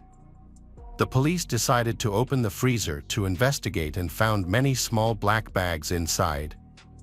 When they opened one bag, they discovered pieces of meat and then took out some more envelopes. The surprise came when they found a human skull in one of these envelopes. Rajesh Guladi then confessed to the police that the pieces were the body of his wife, Anupama. He broke down in tears and narrated the story. After his confession, the police arrested Rajesh and took him to a local court. There, he was remanded in custody for 5 days. During further investigation, the police discovered a surprising piece of information. Rajesh explained that he had met Anupama at Delhi University, where they both studied and got to know each other. They soon developed feelings for each other and started falling in love. Initially, they kept their relationship a secret from their families, but later decided to go public and asked for permission to get married. Both families agreed and they had a grand wedding in 1999. After marriage, Rajesh's career grew rapidly, and he found a job in a large company in the US. Rajesh and Anupama moved to the US so that he could work as a software engineer. They were living comfortably now, and they had bought a house, which meant that their finances were stable. However, after a few months, Anupama started feeling lonely because Rajesh often went to work every day and she had to stay home alone. During her boredom, Anupama often contacted a close friend of Rajesh's. Later, Rajesh found out that Anupama had become close friends with a close friend of his. Rajesh felt uncomfortable knowing that Anupama and his friend were talking on the phone frequently. This caused many arguments between them. Rajesh asked Anupama many times to stay away from his friend, but she did not listen. This made the situation worse in their home. However, in 2006, Anupama gave birth to twins, and the birth of a daughter and a son brought happiness and harmony to the family. While living in the US, Rajesh and Anupama enjoyed a fairly comfortable life. However, that was completely disrupted in 2007 and 2008 when the US fell into an economic recession, leaving many unemployed. Rajesh, after trying to keep his job for a while, also fell into unemployment. To sustain the family, Rajesh used his savings, but as the situation could not last forever, the savings eventually ran out. At that time, Rajesh had no choice but to sell his house in the US. After selling the house, Rajesh decided to return to India with his family. However, Anupama continued to keep in touch with Rajesh's friends over the phone, and this caused a major argument that led to a conflict between Rajesh and Anupama. The arguments escalated and the couple took the matter to the family court. The court eventually decided that Rajesh would provide Anupama with 20,000 rupees per month to meet their expenses. Thereafter, Rajesh and Anupama lived together in a rented flat for a few months in a place called Governor. After some struggle, Rajesh got a job in a big company in Kolkata, about 990 miles away from his home. For the sake of his job, Rajesh had to leave his wife and 2 children and start a new life in Kolkata. In Kolkata, around 2009, Rajesh met a married woman who was suffering from an unhappy marriage. Her husband was not good and often abused her. When Rajesh heard the story of this woman, he felt sympathy for her and gradually, the two became close friends. Gradually, their friendship developed into love. After some time, they decided to marry each other secretly at a temple in Kolkata, without informing any of their family or friends. Rajesh returned to his normal routine after his second marriage. He maintained regular contact with his first wife, Anupama, went to work daily, and kept his second marriage a secret from everyone. However, Anupama noticed changes in Rajesh's behavior and suspected that he was involved with another woman in Kolkata. But she was unaware that Rajesh had actually remarried. The couple continued to argue over this issue and their relationship became so strained that Anupama started thinking about divorce. However, Rajesh successfully convinced Anupama and they did not go through with the divorce.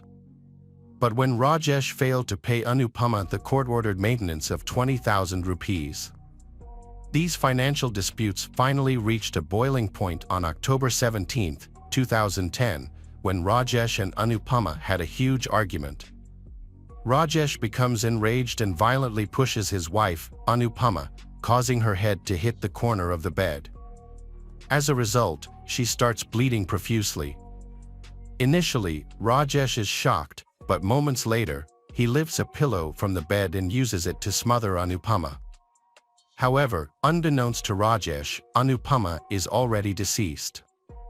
Rajesh then frantically searches for a place to hide his wife's body, aware that his children will soon return home from school. With time of the essence, he moves Anupama's body to the second bathroom in the house and locks the door. As he tries to devise a plan to dispose of the body without arousing suspicion, his children arrive home from school and ask about their mother. Rajesh fabricates a story, telling them that their mother suddenly left for Delhi. Rajesh's children believe their mother, Anupama, had gone to visit their grandparents in Delhi. However, Rajesh had other plans. While the children were in school, he went to the market and purchased several items, including a deep freezer, an electric chainsaw, a stone cutter machine, and small black envelopes. When Rajesh brought these items home, he hid them in a separate room. When the children left for school the next day, Rajesh began the gruesome process of dismembering Anupama's body with an electric saw. He closed all the doors and windows to block out the noise. According to Rajesh's statement, Rajesh cut Anupama's body into 72 pieces. He then placed each piece into black bags and carefully stored the bags in the deep freezer to prevent the smell of the deceased from spreading. This process took Rajesh several days to complete. During this time, Rajesh continued to deceive Anupama's parents and brother by making excuses whenever they called, unaware of the horrific events unfolding at his residence. Rajesh took steps to cover up Anupama's disappearance by making excuses to their neighbors and telling their children that their mother had traveled to Delhi. He also had access to Anupama's email account, which allowed him to maintain communication with Sujin Pradhan, Anupama's brother, making it seem as though Anupama was still alive. Following the murder, Rajesh took the children on a weekend trip to Mussoorie in Uttarakhand. During the trip, he would collect 2 or 3 envelopes from the fridge containing pieces of Anupama's body and dispose of them in the forests or gorge along the way. This revelation shocked everyone, and the police began searching the areas where Rajesh claimed to have disposed of Anupama's remains. After an extensive search, the police found some black bags containing body parts in the surrounding forests and gorge. Based on this evidence, Rajesh Guladi was arrested and sent to jail. Rajesh Guladi's twin children were sent to Delhi to live with Anupama's brother, Sujan Pradhan. A court had granted Sujan official custody of the children on March 7, 2011. Rajesh Guladi's father, Satyapal Guladi, appealed this decision but was unsuccessful. On November 3, 2012, the court dismissed his appeal and confirmed that Chari would retain custody of the children. Evidence provided by the police revealed the horrific nature of the crime. Rajesh Guladi had brutally murdered his wife and then cut her body into 72 pieces.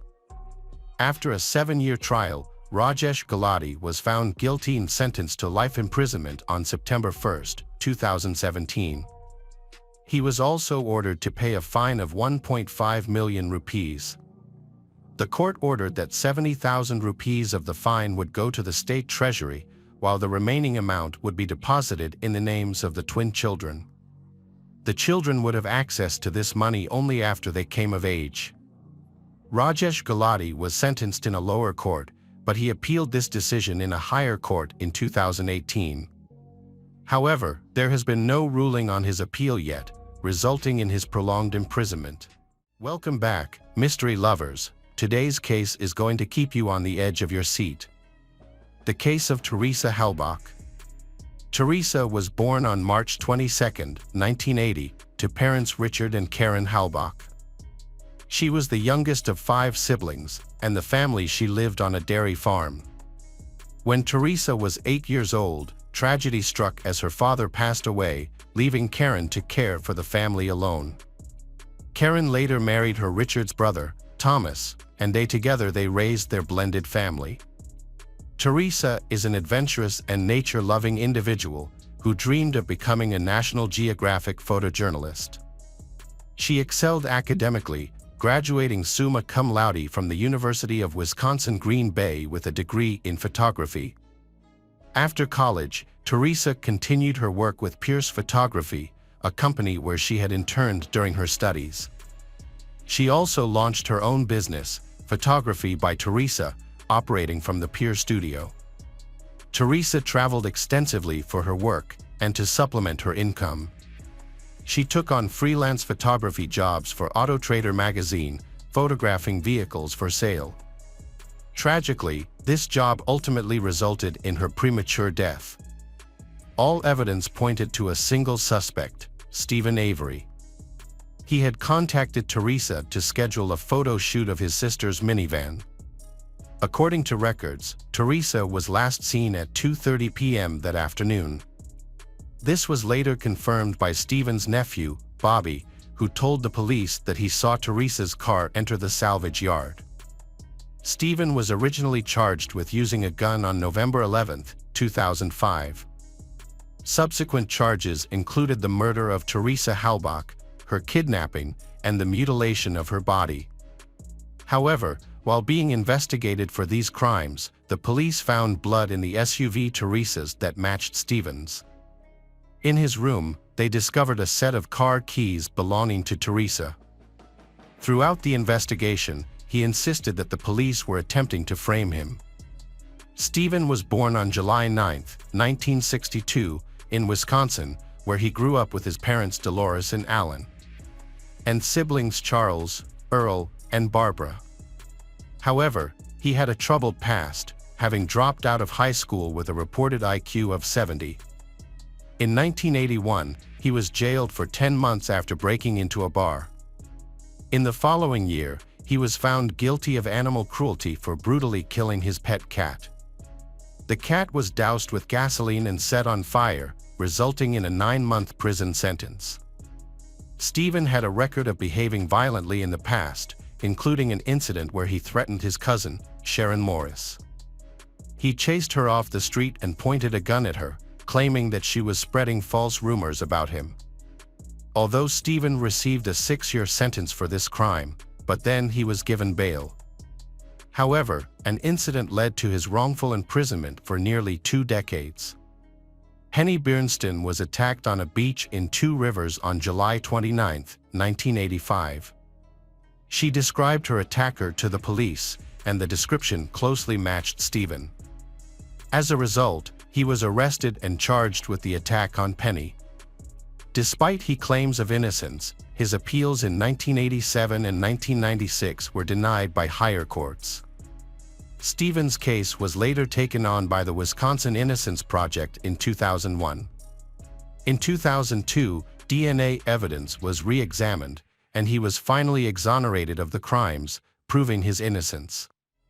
Following his exoneration, he filed a civil lawsuit against Thomas Kokarek, the former sheriff, and Dennis Vogel, the former district attorney, seeking $36 million in damages for the wrongful conviction. However, Stephen's freedom does not last long because his life is about to undergo a major change.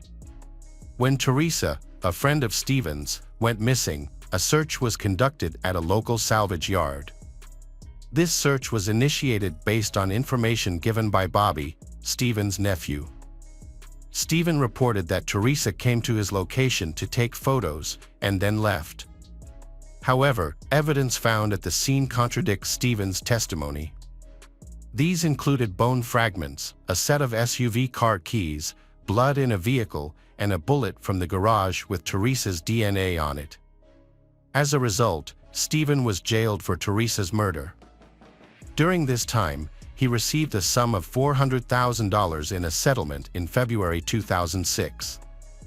The investigation also involved questioning Stephen's 16-year-old nephew, Brendan Dassey. It is worth noting that Brendan was not accompanied by his parents or lawyer during the interrogation process. Initially, Brendan confessed to the crime, stating that he and Brendan had assaulted and killed Teresa before burning her body. However, Brendan later withdrew his statement, claiming that detectives had coerced him into making a false confession. In 2006, Brendan was charged as an accessory to the murder, a charge that stemmed from his initial statement. Despite the lack of physical evidence connecting him to the crime scene, but he faced the same charges as Stephen. In 2007, Stephen was sentenced to life in prison without the possibility of parole. Later that year, Brendan was also found guilty of a life sentence with the possibility of parole in 2048. A conviction was made, but it was met with controversy. Many people, including Stephen's family and his ex-fiancée Sandy Greenman, still firmly believe that Stephen and Brendan are innocent. Stephen's family continues to support him and hope that the real killer will be found. Sandy has been a vocal advocate for Stephen. She described Stephen as a model inmate and argues that people wrongly tarnish his reputation.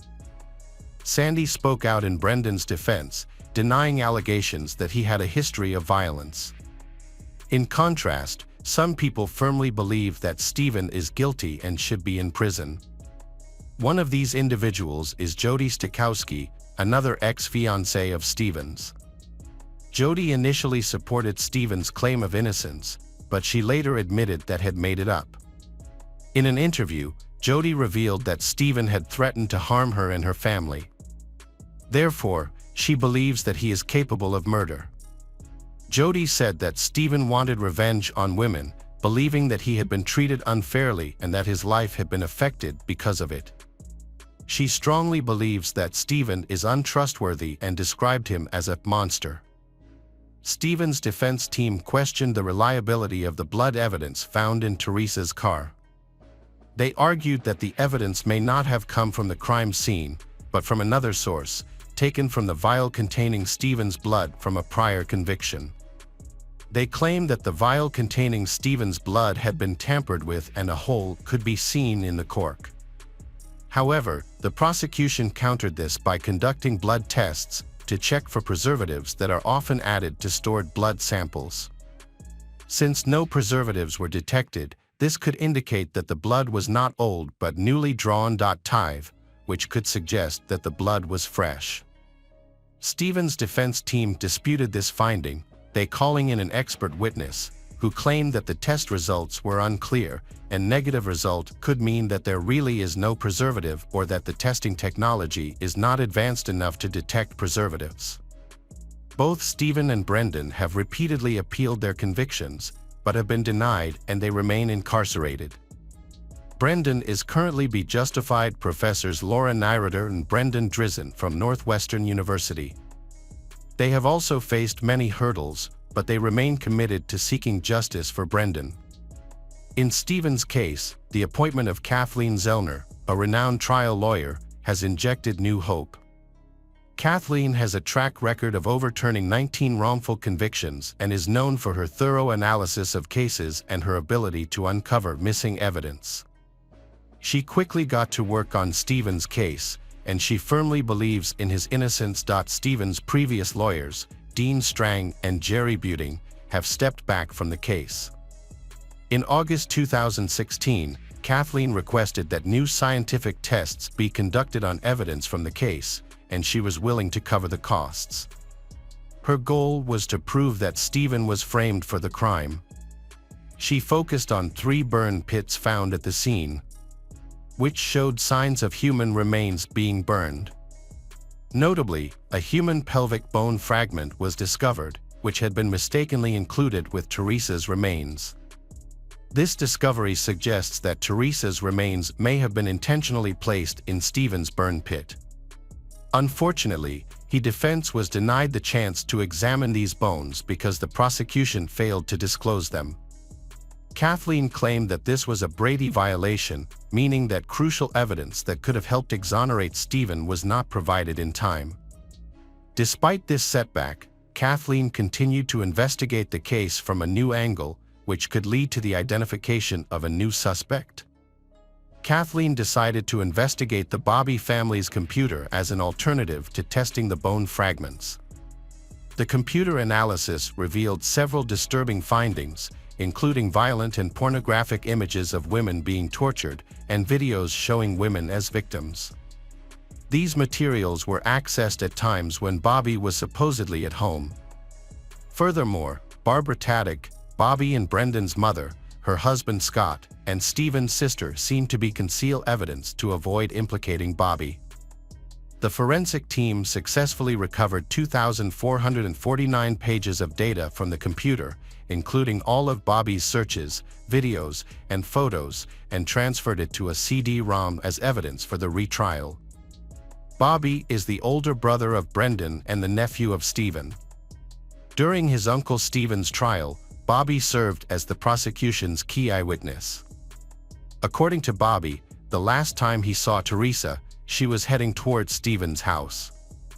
Later that afternoon, after returning from hunting, Bobby claimed that he was unable to find Teresa or her car. Brad Dassey, the half-brother of Bobby, has made several claims that have added. He believes Stephen is innocent. Additionally, Brad has stated that Barbara and Scott erased the computer's history, including all pornographic content. A key piece of evidence could potentially clear Stephen and Brendan's names, while further implicating Bobby. An eyewitness, Thomas Sawinski, has come forward claiming to have seen Bobby with an older man pushing Teresa's SUV back into the salvage yard. Thomas stated that he was driving to deliver newspapers when he saw the duo. As he passed them, Bobby attempted to stop him by stepping into the road. Thomas swerved to avoid Bobby and continued on his route. Thomas described Bobby as appearing unhappy to see him there. After learning about the SUV's discovery, Thomas contacted police to share what he had seen. However, the police rejected this, who told him they already knew who is the culprit. New testimony has cast doubt on the credibility of the prosecution's key witness, Bobby. Kathleen believes that if Thomas's claims are true, then Bobby's entire statement is false. She argued that the rejection of key evidence supporting Stephen's case deprived him of the opportunity to prove his innocence for years. The appeals court is considering the new evidence and make a decision in November 2022. Kathleen continues to represent those she believes have been wrongfully convicted. However, throughout the process, Brendan has maintained his innocence. The question remains as to whether Stephen is truly guilty. Hello friends, welcome to our channel. Today we're going to take a look at another horrible case with you. The case of Zhu Ling. The story begins at a prestigious event at Tsinghua University, often referred to as the Harvard of China.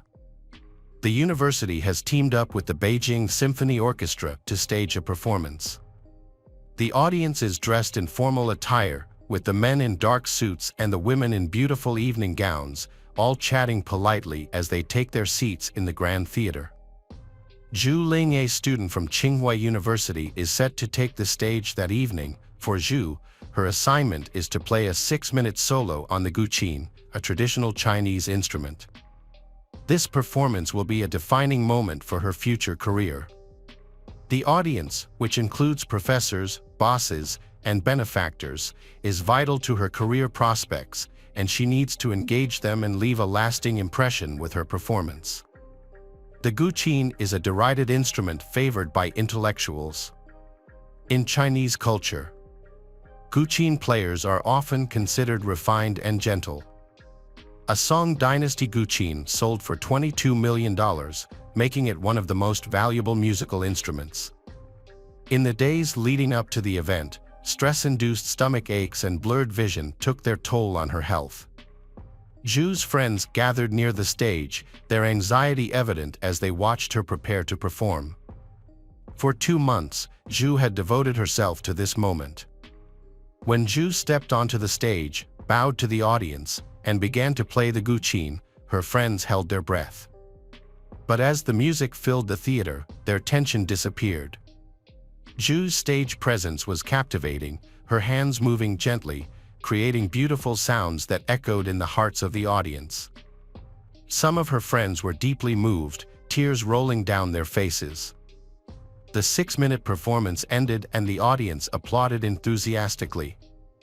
Zhu bowed to the audience, smiled, and walked off the stage. Her best friend was in the crowd, proudly applauding enthusiastically. Because the hard work of practicing had left her completely exhausted, that night, Zhu Ling decided to skip the celebration and go home to rest. When she went to take a shower, standing under the cool water of the shower, washing her hair, she caught a glimpse of a strand of hair floating on her hand. Panicked, she ran her hand through her hair and touched her scalp. She quickly pulled back the shower curtain and ran to the mirror to check. Zhu's reflection in the mirror showed a face of exhausted exhaustion, with uneven bald patches that looked like they had been shaved off carelessly. But that was just the beginning. Over the next few weeks, her condition rapidly deteriorated, leaving her confined to a wheelchair, unable to move, speak, or even control her facial expressions. She went from a promising student at Tsinghua University to someone with the intellectual capacity of a 6-year-old. This was not the result of an illness or genetic disorder. Tsinghua University is one of the most prestigious schools in China, making it extremely competitive for local students to gain admission. With an acceptance rate of just 0.4% for local students, the university has a massive annual budget of $5 billion and is known for educating the children of influential politicians and wealthy businessmen, who are often highly educated. Getting into college is just the first hurdle. The real challenge lies in coping with the fierce competition and rivalry that pervades college life. Many alumni have come forward to admit that they have resorted to deceit and deception, such as betraying friends and deceiving others, to stay ahead. This cutthroat environment is a direct result of the university culture, which strongly fosters a competitive spirit. Zhu Ling, a 1994 chemistry major at Tsinghua University, is one of the top 3 students in her class of 31. Her class consists of 20 men and 11 women.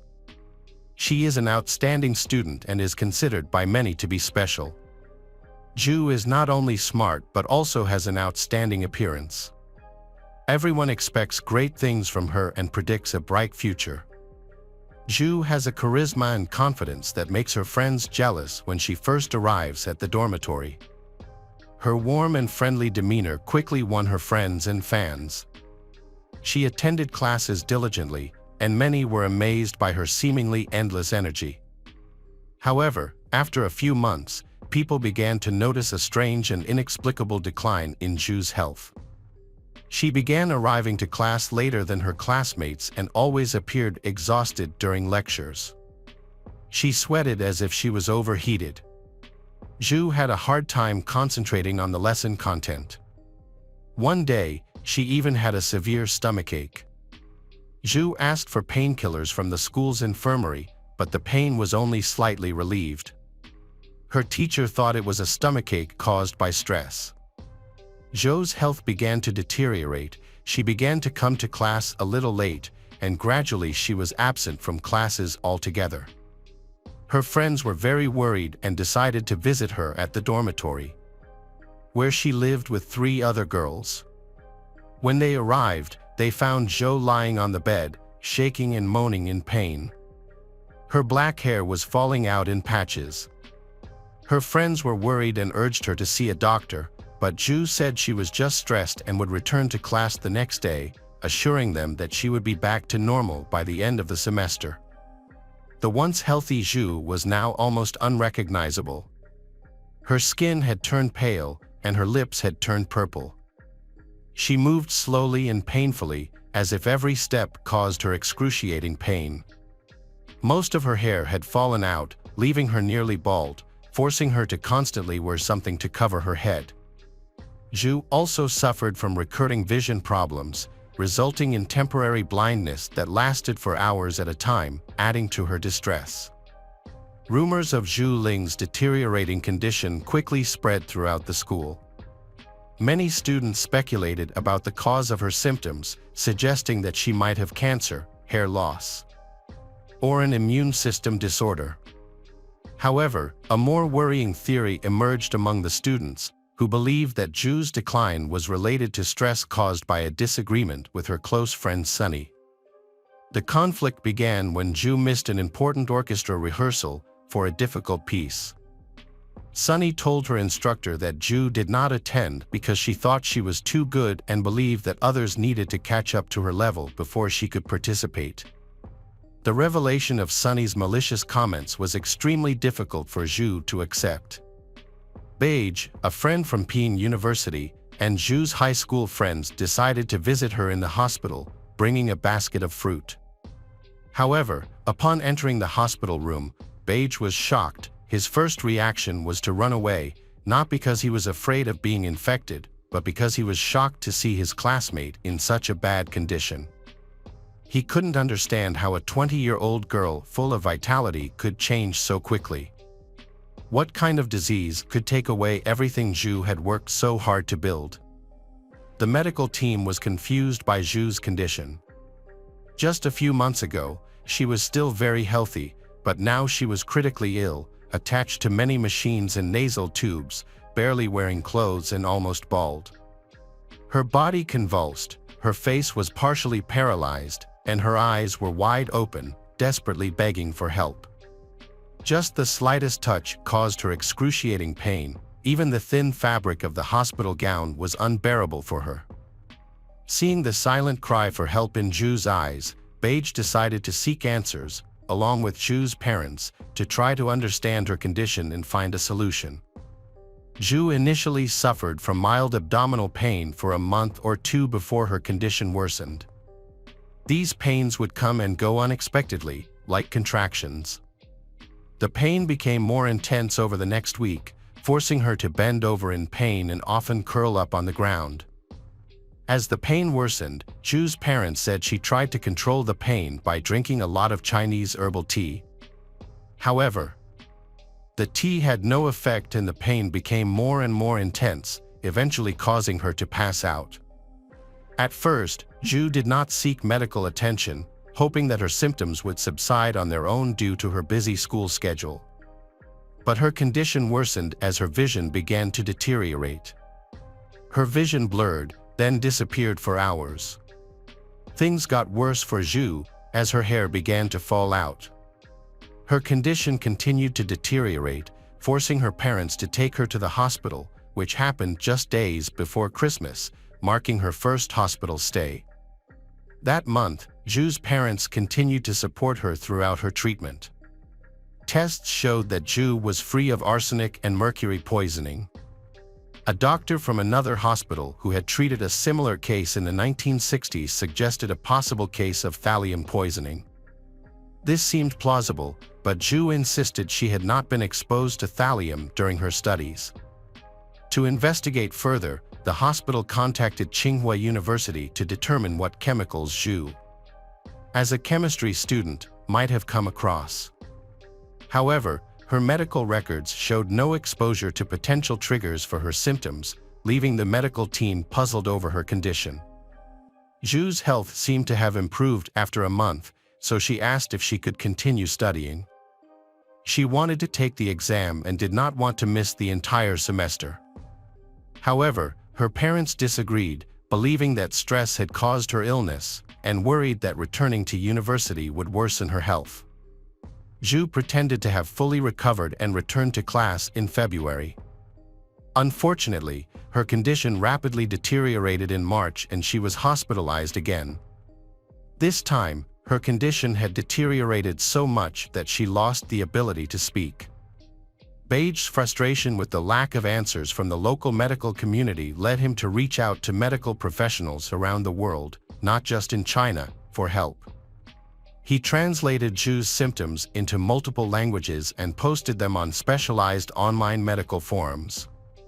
Beige received his first response in less than 30 minutes, and over the next few days, he received nearly 2,000 emails from experts in 18 countries. Notably, many of these respondents were affiliated with prominent national health organizations and were experts in toxicology. Their answers, which were symptoms of thallium poisoning, causing her pain ranging from mild to severe. Thallium is a highly toxic metal that was once used in rat poison, but its use has been banned in many countries, including China and the United States, since the early 20th century. It was also used to treat lice infestations, although a known side effect was hair loss. The symptoms of thallium poisoning can be very varied, leading to delayed diagnosis and often misdiagnosis by medical professionals. One of the challenges in identifying thallium poisoning is that it does not cause visible external signs, such as bruises or wounds. The progression of thallium poisoning typically occurs in stages. Initial symptoms begin with stomach upset and severe pain, followed by tremors, headaches, insomnia, and temporary blindness. As the poisoning progresses, the victim may experience extreme skin sensitivity, similar to a severe burn, making even light touch unbearable. Daily activities, such as getting dressed or lying in bed, may become a source of pain. In the late stages of thallium poisoning, neurological symptoms appear, including uncontrolled muscle movements, seizures, and partial or complete paralysis. This can eventually lead to significant cognitive impairment. In severe cases, such as Zhu's, thallium poisoning can cause a significant decline in cognitive ability, turning a top-achieving student into someone with the mental capacity of a 6-year-old. Beige worked with Zhu's parents to analyze numerous emails and quickly shared their findings with the medical team treating Zhu. However, the doctors treating Zhu were skeptical of the online contributors' proposed diagnosis, saying that detecting thallium in Zhu's body would require specific tests that could not be performed on-site. They also pointed out that thallium testing would require sending Zhu's blood to a specialized lab, and thallium is a rare and highly regulated substance. Even if thallium poisoning were the correct diagnosis, the doctors believed that an antidote would likely not be effective at that stage. This information shocked Zhu's loved ones, raising an important question: who would want to harm Zhu? One theory emerged that the target could be her parents, given their important jobs. Her father was a senior engineer at a national agency, a position that could involve handling sensitive information, and her mother was an engineer at a major Chinese company. However, this line of investigation has hit a dead end. The main goal now is to find out how the poison entered Zhu's body. In particular, no one on campus has symptoms similar to Zhu's. This suggests that Zhu either ingested or came into direct contact with the substance. Meanwhile, while Zhu was in the hospital, her personal items were mysteriously stolen from her dormitory. The stolen items included shampoo, contact lens case, lipstick, body soap, and even her water cup. Furthermore, the perpetrator seemed to be interested only in Zhu's belongings, marking a strange and unprecedented incident in the dormitory of such a prestigious university. Since there were no surveillance cameras on campus at the time, an investigation was needed to find out the answer. Because students are housed in separate rooms by gender, only current female students at Tsinghua University are allowed to enter the female dormitory. Neither alumni, graduate students, nor professors are allowed to enter the dormitory housing more than 100 young female students. During the investigation, the police investigated more than 20 suppliers of thallium, a toxic substance used in the production of optical lenses, electronic devices, and other products. The police scrutinized the procurement records and discovered that one supplier had supplied thallium to the chemistry department of Tsinghua University for research purposes. The investigation found that only a small group of people at the university had access to the thallium, namely 2 professors, 3 graduate students, and 2 seniors. It is likely that the criminals were involved in these experiments, so they had the opportunity to obtain the thallium and had the opportunity to take personal belongings from Zhu's dorm room.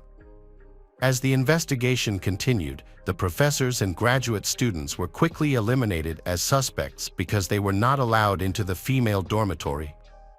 This left 2 senior students as prime suspects, 1 male and 1 female. However, since male students were not allowed into the female dormitory, everyone turned their attention to the female student. Surprisingly, this student was revealed to be Zhu's close friend Sunny, who is now the prime suspect in Zhu's case. Mutual friends of Sunny and Zhu mentioned that Zhu had recently won against Sunny in the student election. Sunny was known to not accept defeat easily. She was argumentative by nature and had cheated on Zhu several times. As Zhu achieved more success and recognition, Sunny became increasingly agitated. The final straw was Zhu's stellar performance at the Beijing Symphony Hall, which further strained their relationship. Zhu's exceptional beauty, talent, and admiration from both her peers and faculty may have fueled Sunny's jealousy, leading to the heartbreaking incident. Sunny was interrogated for 8 hours before her parents took her home. Her family is influential at Tsinghua University, with her father a key figure in the Democratic Revolutionary Committee and her grandfather a former vice president. Most of her relatives hold government or academic positions at top state universities. As a result, Zhu's case remains unsolved. Sunny maintains her innocence, claiming that the police have cleared her of all suspicion. However, she changed her name and date of birth, married an American, and moved to the United States.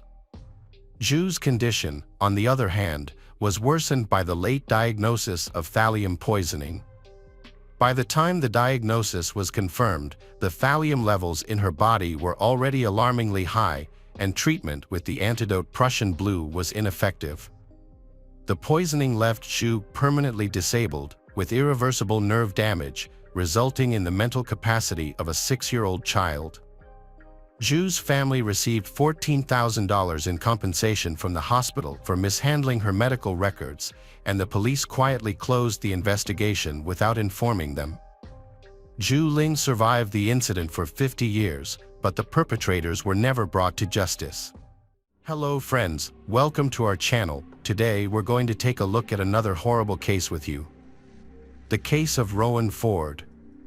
Rowan Ford was born on April 11, 1998, in San Diego, California. When she was young, her parents divorced, and her mother, Colleen, moved with her to a small town called Stella, Missouri. Colleen later met a man named David, and they married. Colleen already had several children from a previous marriage, and soon after their marriage, she and David had a daughter together. Rowan has 2 older sisters and 2 older brothers, and they are very close. She enjoys spending time outdoors, biking around town, swimming, and pursuing her passion for painting. She also enjoys attending Sunday school at her local church, where she often volunteers to help children who are having trouble with their homework. In November 2007, when Rowan was 9 years old, she was in 4th grade at her local elementary school. Her mother worked the night shift at a store, while her stepfather was often at the farm during the day. As a result, Rowan was often left to fend for herself, which helped her become very independent. On November 2nd, she was home alone, as usual. Colleen went to work, and her stepfather had not yet returned from the farm. The next morning, around 9 o'clock, Colleen returned home from her night shift and checked Rowan's room, but her daughter was not there. She asked her husband if he knew where Rowan was, and he told her that Rowan had asked him if she could stay the night at a friend's house. He agreed without asking the friend's name, since their town was small and he wasn't worried about her safety. Colleen felt worried and decided to ask all of Rowan's friends. Since their town only had a few streets, this didn't take long. However, none of Rowan's friends had seen her, and she had not spent the night at any of their homes. This made her mother even more anxious. Colleen searched all over town but could not find her daughter. She finally returned home and told her husband that Rowan was missing. She asked him to contact the police to report the incident, but he assured her that everything was fine and that Rowan would be home soon. After waiting for a few more hours without seeing Rowan, Colleen decided to call 911 and take matters into her own hands. The local sheriff immediately organized a search operation. He went to Colleen's house to interview David, the last person to see Rowan before she disappeared. David said that he had been working on the farm with his co-worker Christopher that evening when Nathan, a mutual friend of theirs, came to visit. They decided to go to David's house to drink and play pool. They stopped by the store to buy some alcohol before heading to David's house, where they stayed for a few hours. That night, Christopher asked Nathan to drive him to a nearby town to pick up car. They convinced David to join them to continue their party. Before leaving the house, Christopher checked to see if Rowan was asleep in her room and found her already asleep. After David left with his friends, they stopped at a store to buy more alcohol and then went to Christopher's trailer, where they continued drinking for about an hour. David then decided to go home and asked Nathan for a ride. Nathan agreed but chose to take a detour rather than the highway, as he was quite drunk and did not want to get in trouble with the police. Nathan dropped David off and drove home, while David went straight to bed. Shortly after, Rowan woke him up and asked if she could stay the night at a friend's house. Without thinking much of it, he agreed and fell asleep. The police approached the case with suspicion. What puzzled them most was that a 9-year-old girl would decide to go to a friend's house in the middle of the night, especially since her stepfather had not asked about the friend she was visiting. The police chief suspected that David might be hiding something or had something to do with Rowan's disappearance, but there was no evidence to support this suspicion. The police searched the town and the surrounding area until late at night. Locals quickly joined the search because they knew the Rowan family and wanted to help. Stella had a population of only about 150, so news of Rowan's disappearance spread rapidly throughout the area. Locals usually felt safe letting their children play outside, as there was not much going on in such a peaceful place. However, when Rowan disappeared without a trace and the police could not find her throughout the day, the people of Stella became extremely panicked. On the first day of the search, nothing was found. Then, on November 4th, the police went to the neighboring town and spoke to Christopher, who confirmed David's story. However, Christopher added that his friend had not contacted him since that evening, and he had only learned of Rowan's disappearance that same day. The police expanded the search and brought in more volunteers, but they still could not find Rowan or any clues regarding her whereabouts. The next morning, the FBI joined the investigation while local police continued to search for Rowan in the area around town. Detectives focused on the possibility of kidnapping. They strongly doubted the David story, as it seemed very suspicious. The police also checked with all of Rowan's friends and confirmed that she had not visited any of them that night. Investigators interviewed David several times, and his testimony varied in detail, further raising suspicions about his involvement. For example, he provided different times for being away that night and even stated that Rowan may not have asked him before going to visit a friend. FBI agents further discovered that on the night of her missing, David had asked his mother to lend him her car, although he had not initially disclosed this to the police. As a result, the police seized both cars for testing, but experts found no evidence. Detectives continued discussions with Christopher and Nathan, as both were with David that night. Christopher was invited to the police station and told the same story as the day before. He also agreed to take a polygraph test, which showed no signs of deception. A few hours after Christopher left the station and returned to work, he saw Chief Clark's car. Christopher signaled for Chief Clark to stop. Sheriff Clark is the police chief in the town of Whitten and has known Christopher for 17 years, since Christopher was a child. Clark was a friend of Christopher's adoptive parents, and Christopher had always respected him. He often turned to him for advice or help in times of trouble. Sheriff Clark contacted Christopher, and they discussed Rowan's disappearance. Clark was aware of the case but was not directly involved, as the search was being handled by the Stella Police Department. During their conversation, Clark suspected that Christopher was withholding information, as Rowan's life was in danger and her fate was still uncertain. Therefore, Clark decided to share these suspicions with the FBI, contacting agents to explain his concerns.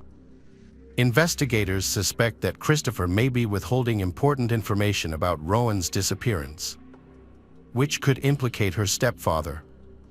It is possible that he asked Christopher to lie and alter some details in his account of the events of that night. Christopher now fears that he will be considered an accomplice if he tells the truth. Sheriff Clark informed the FBI agents that he had a good and trusting relationship with Christopher, so he wanted to help convince him to share information. That same day, Christopher went to Colleen's home to ask her about the progress of the search. Simultaneously, the FBI agents also visited Rowan's mother again. When they met with Christopher, they continued to ask him a few questions, and he once again confirmed that the events of that night happened exactly as he had described them. However, this time he also mentioned that he did not rule out the possibility that David was involved in Rowan's disappearance and expressed his desire to help them find the truth, no matter how frightening it might be. He suggested wearing a wiretap and approaching David to try to get him to confess. However, the detectives decided not to use such tactics. Instead, they asked Christopher if he could think of any locations where his friend might have hidden Rowan's body, and he suggested several places. The next day, the police began investigating these locations while continuing to search the area around Stella's house. FBI agents once again brought David in for questioning, but he repeatedly denied any involvement. Detectives also searched David's house in the hope of finding clues, but nothing was discovered. On November 7th, the police asked Christopher to return to the station to obtain his consent to search the safe in David's home. Christopher had been living with David for several months due to not having his own place, and some of his belongings were still there.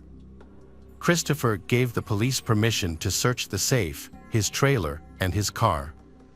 He also voluntarily provided a DNA sample and agreed to answer additional questions from the detectives. They began questioning him that evening and again asked him to confirm David's story. This time, however, Christopher suddenly admitted that his friend's story was not entirely true. The investigators began to pressure him to tell them what really happened. This pressure caused Christopher to become agitated. He said that if the police were going to treat him like a criminal and try to implicate him in Rowan's disappearance, he would not continue the conversation. The detectives then had to end the interview, and Christopher left the station. That night, he went to see Chief Clark and told him the whole story. He complained that the detectives were treating him as a suspect and said that he might need to hire a lawyer. The chief replied that it was his right, but asked him to understand that the police were only doing what they could to find Rowan. In response, Christopher stated that he would not speak to them anymore and that if he wanted to share any more information, he would only speak to Sheriff Clark. He continued to persuade Christopher to share what he knew. After a while, Christopher began to cry and said that he had always loved Rowan and would never hurt her.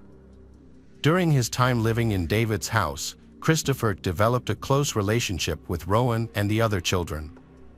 They began to consider him a member of the family and even called him Uncle Christopher. Sheriff Clark realized that Christopher was about to reveal everything he knew. However, just as Christopher was about to share, someone came to the police station, causing Sheriff Clark to temporarily lose focus. Christopher then left the office without revealing what he was about to say. Sheriff Clark eventually contacted the FBI and informed them about the conversation. He explained that Christopher was willing to share most of what he knew, but warned that if he was pressed too hard, Christopher might refuse to talk and seek legal counsel. Clark offered to give Christopher time to think it over, and the detectives agreed. The search for Rowan continued the next day without success. However, the situation changed on November 9th, a week after Rowan went missing. Search parties found Rowan's body in a remote area near a town called Powell, about 10 miles from where Stella lived. The body was covered in leaves and debris, with only a sock remaining. Medical examiners determined that Rowan had been strangled and sexually assaulted. Shortly after the body was discovered, FBI agents contacted Chief Clark and asked him to speak with Christopher again, hoping he would reveal more information. The chief learned that Christopher had come to the police station earlier that morning when Chief Clark was not there and had informed other officers that he urgently needed to see him. The chief searched everywhere for Christopher but could not find him. Christopher then contacted Chief Clark himself. He expressed obvious distress and concern that he was being followed. He explained that after hearing about the discovery of Rowan's body, he had driven around town to calm down and had noticed a gray car following him. Chief Clark claimed to be unaware of any surveillance activity and asked to meet Christopher directly. When Christopher met with the investigators, he expressed concern for his safety. He feared that after the discovery of Rowan's body, he might be charged with murder and that someone would take revenge on him. Clark took him to the police station and explained that now that the case had been ruled a murder, it was time for him to reveal everything he knew. Christopher began to cry. The sheriff asked him to tell him what David had done to Rowan. Christopher said that there were too many people at the police station and that he did not want to discuss it there. He suggested going to a quieter place and mentioned a small bridge a few miles from their town. The sheriff agreed, and they drove there together. As they got out of the car, Christopher suddenly raised his hands and asked the police to handcuff him. The sheriff was surprised and said that it was unnecessary, but Christopher insisted that after what he had said, the police had to do so. Christopher then began to recount the story he had told the police many times. He went to his trailer with Nathan and David, where they continued drinking. After a while, his friends decided to go home, and David asked Nathan to drive them. They said they would take a detour to avoid the police. However, Christopher then suddenly announced that he wanted to sexually assault Rowan and that he planned to do so. Knowing that it would take his friends a long time to take a detour through the fields, he drove straight to David's house on the main highway. He then barged into Rowan's room, picked her up, and carried her to his car, intending not to wake her. Christopher then took Rowan to his trailer, where he assaulted her. According to Christopher, Rowan had just woken up and tried to resist but was unable to escape. Christopher did not turn on the lights or talk to Rowan because he did not want her to recognize him. After committing this act, Christopher intended to take Rowan home and leave. But the plan did not go as intended. When Christopher carried Rowan out of the trailer, the moon was shining brightly, and Rowan saw Christopher's face clearly. Panicking, Christopher grabbed a rope and strangled her. When she died, he loaded her body into the car and began to think about what to do next. Initially, he wanted to throw her off the bridge, the same bridge where he stood with Sheriff Clark, but he realized her body would be found too quickly. So, he got into the driver's seat and started driving around the county, considering other options. Soon, he remembered a large pit near a neighboring town and headed there.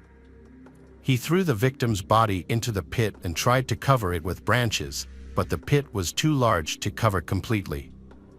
When he returned to the car, he noticed traces of Rowan's blood on his clothes and the mattress. Christopher realized he needed to get rid of the pants, underwear, and rope used to kill the victim. He gathered all of these items and planned to put them in a large barrel to burn. However, Christopher quickly realized that such a fire would certainly attract attention, so he dragged the barrel into the shed, closed the door, and set it on fire. Sheriff Clark was surprised by this story. He had previously believed that David had committed the crime and that Christopher was just hiding some information. It was hard to believe that a man he had known for nearly 20 years could be so brutal. Christopher had 3 young children, and although he had not lived with them since his divorce, he had always seemed like a nice man. But the truth was much colder. After Christopher finished telling his story, he voluntarily went to the police station. The sheriff did not handcuff him. It was only after they arrived and the man repeated his confession to the FBI agents that he was arrested for murder. Christopher also signed a voluntary consent form to allow his trailer and car to be searched. He eventually said that he regretted his actions and cried like a baby all the next day. Investigators went to inform David that Christopher had confessed to the murder. Based on David's behavior and inconsistent statements, they suspected that he might have been protecting his friend. However, they discovered something even more shocking. When brought in for questioning, David changed his testimony of events.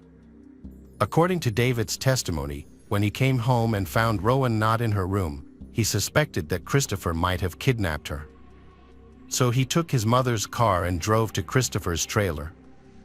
When David entered the trailer, he found her lying on the bed with Christopher. Instead of saving Rowan, David decided to join in and bully her as well. David then helped his friend dispose of the body. He stated that throughout the incident, he was shocked and could not remember anything that happened.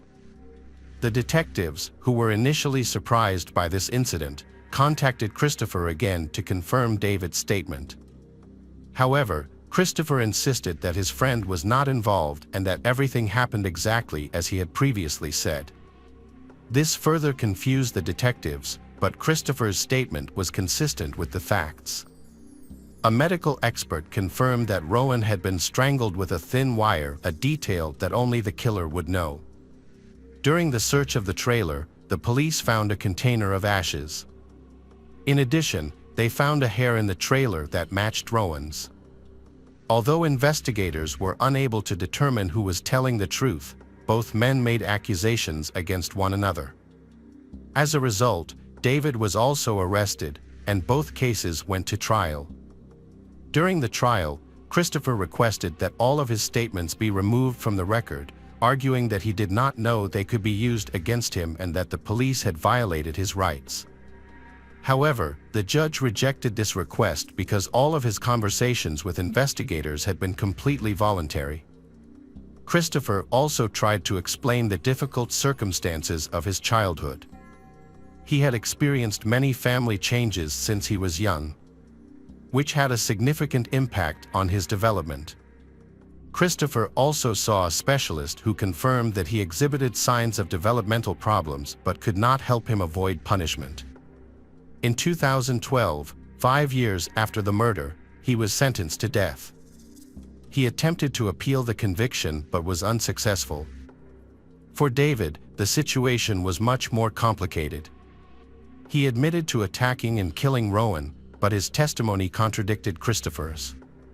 If the prosecution decided to charge David with murder, Christopher's conviction would likely be overturned, and David could also evade responsibility because there was no solid evidence against him, such as DNA.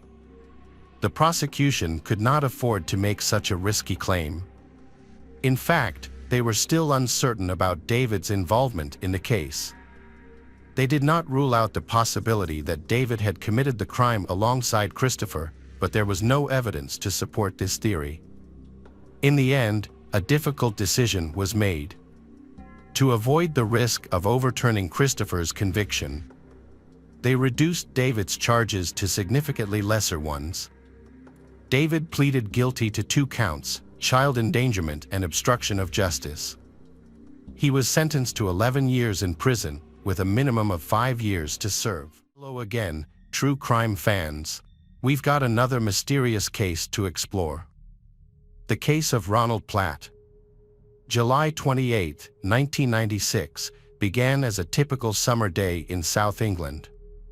Captain John Kopech and his son prepared for a fishing trip on their trawler, the Melkerry. Despite an unsuccessful day, they decided to try their luck in a spot known as the Roughs. They lowered the net into the water and waited. The 2 men felt a tug on the net, indicating that it was a large catch. However, when they pulled the net up, they were shocked to find that it was not a fish, but instead a badly decomposed body of a man. Captain Kopech immediately contacted the Brixham Coast Guard to report the discovery. The body was in a state of severe decomposition, indicating that it had been in the ocean for some time. Fish had nibbled at parts of the body, but despite the decomposition, the man's clothing was intact: a long-sleeved shirt, corduroy pants, and brown shoes. And there was no identification on the body. The only identifying features found on the dead man were a smudged tattoo on his right hand and a Rolex watch on his wrist. The body was taken to the medical examiner's office in Devon for further examination. It was estimated that the man was between 40 and 50 years old. A distinctive tattoo of a cluster of stars was found on his body. His only severe injury was a head wound, which was not fatal.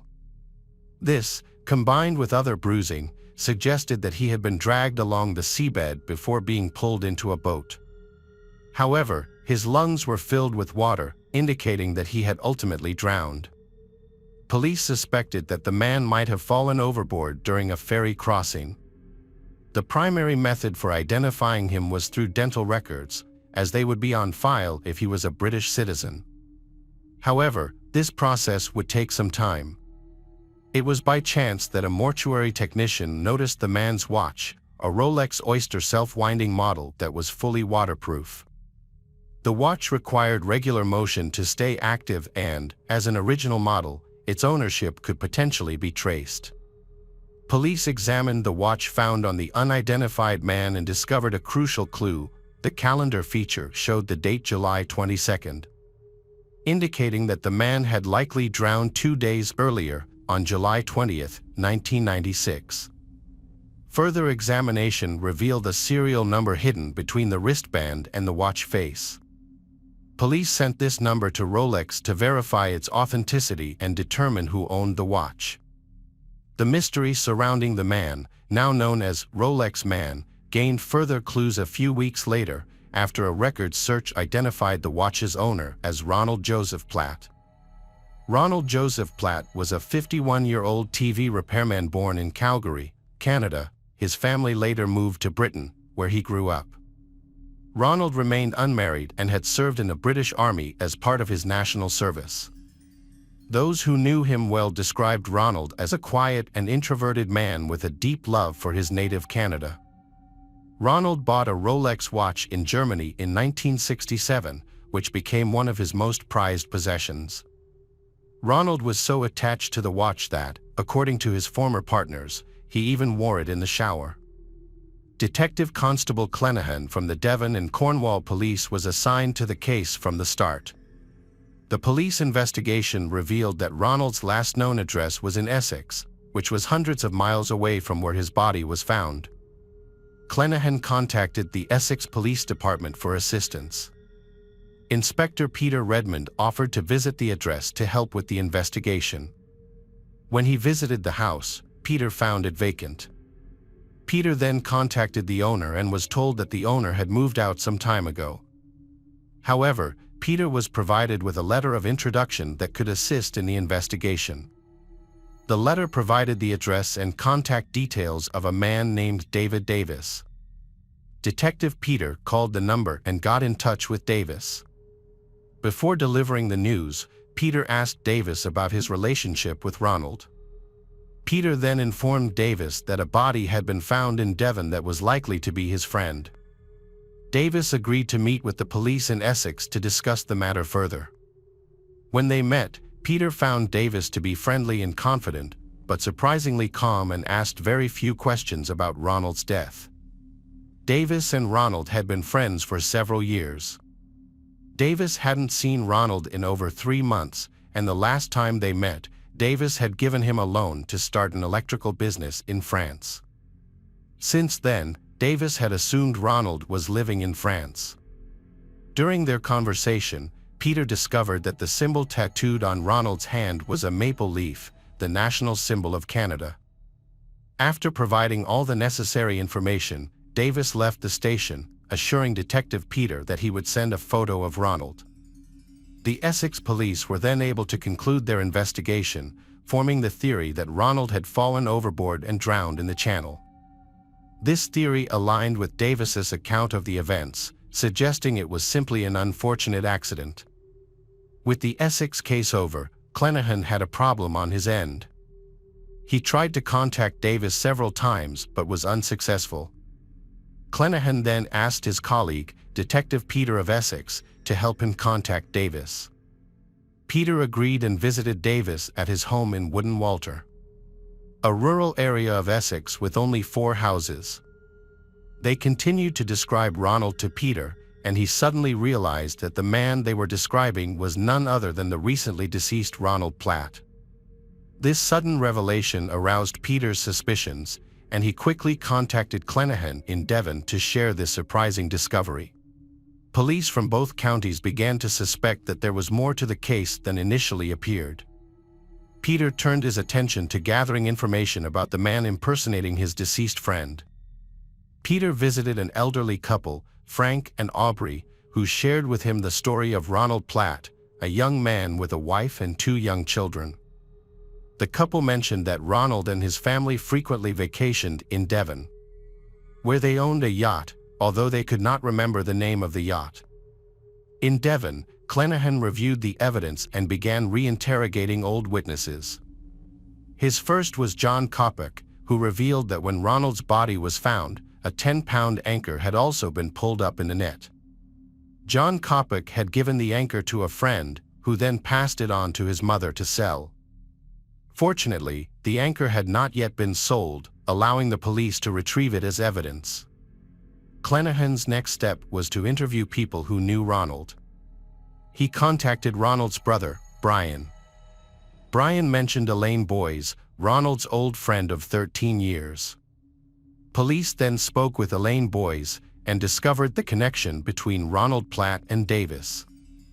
Elaine Boyes had met Davis in 1991 while working as a receptionist at a fine arts auction house in Harrogate, England. She recalled Davis as being tall, engaging, and charming. During their conversation, Davis mentioned his plans to move to Yorkshire, and the topic turned to job opportunities. Davis offered Elaine Boyes a job at his company, but she declined, explaining that she and Ronald were planning to move to Canada soon. Davis offered to help Elaine Boyes and Ronald save money to move to Canada, Elaine Boyes soon became Davis's executive assistant, and she soon introduced Ronald to Davis.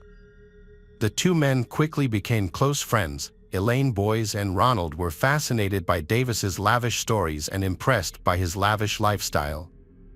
Davis then offered them a business opportunity, proposing that they become directors of his company, the Cavendish Corporation. Although Elaine Boyes was initially hesitant, Davis explained that he wanted to keep a low profile due to his ex-wife, a wealthy doctor in New York, who allegedly still demanded alimony payments from him. By this point, Elaine Boyes and Ronald had developed a trust in Davis and believed that he was genuinely trying to protect her from his ex-wife. Davis sent both Elaine Boyes and Platt on business trips to Europe to negotiate deals on his behalf, gradually drawing them into his scheme. They transferred money to various offshore bank accounts without asking Davis what he intended to do with it, trusting him greatly because of his religious nature.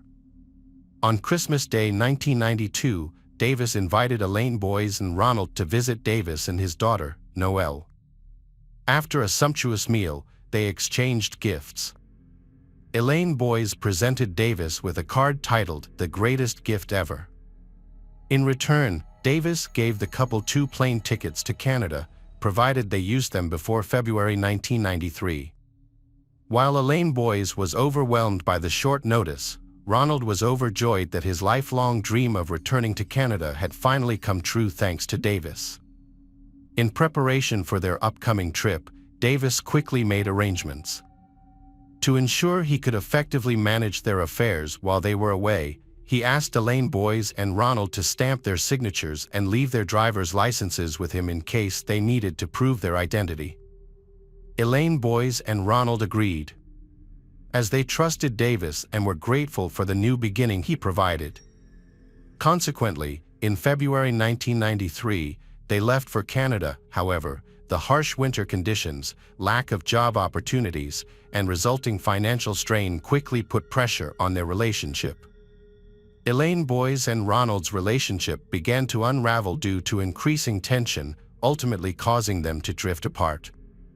5 months later, Elaine Boyes traveled to England to serve as a bridesmaid at her sister's wedding, with no intention of returning to Canada. Davis, who had become a family friend, was also invited to the wedding. During the event, he spoke with Elaine Boyes and asked about Ronald. Upon learning that Elaine Boyes had ended her relationship with Ronald and would not be returning to Canada, Davis was upset. He attempted to persuade Elaine Boyes to give Ronald another chance, but she refused. Davis packed up his life, said goodbye to Elaine Boyes, and left her with his mobile number. However, their friendship eventually dissolved, and the phone calls ceased. Ronald and Elaine Boyes had lost contact.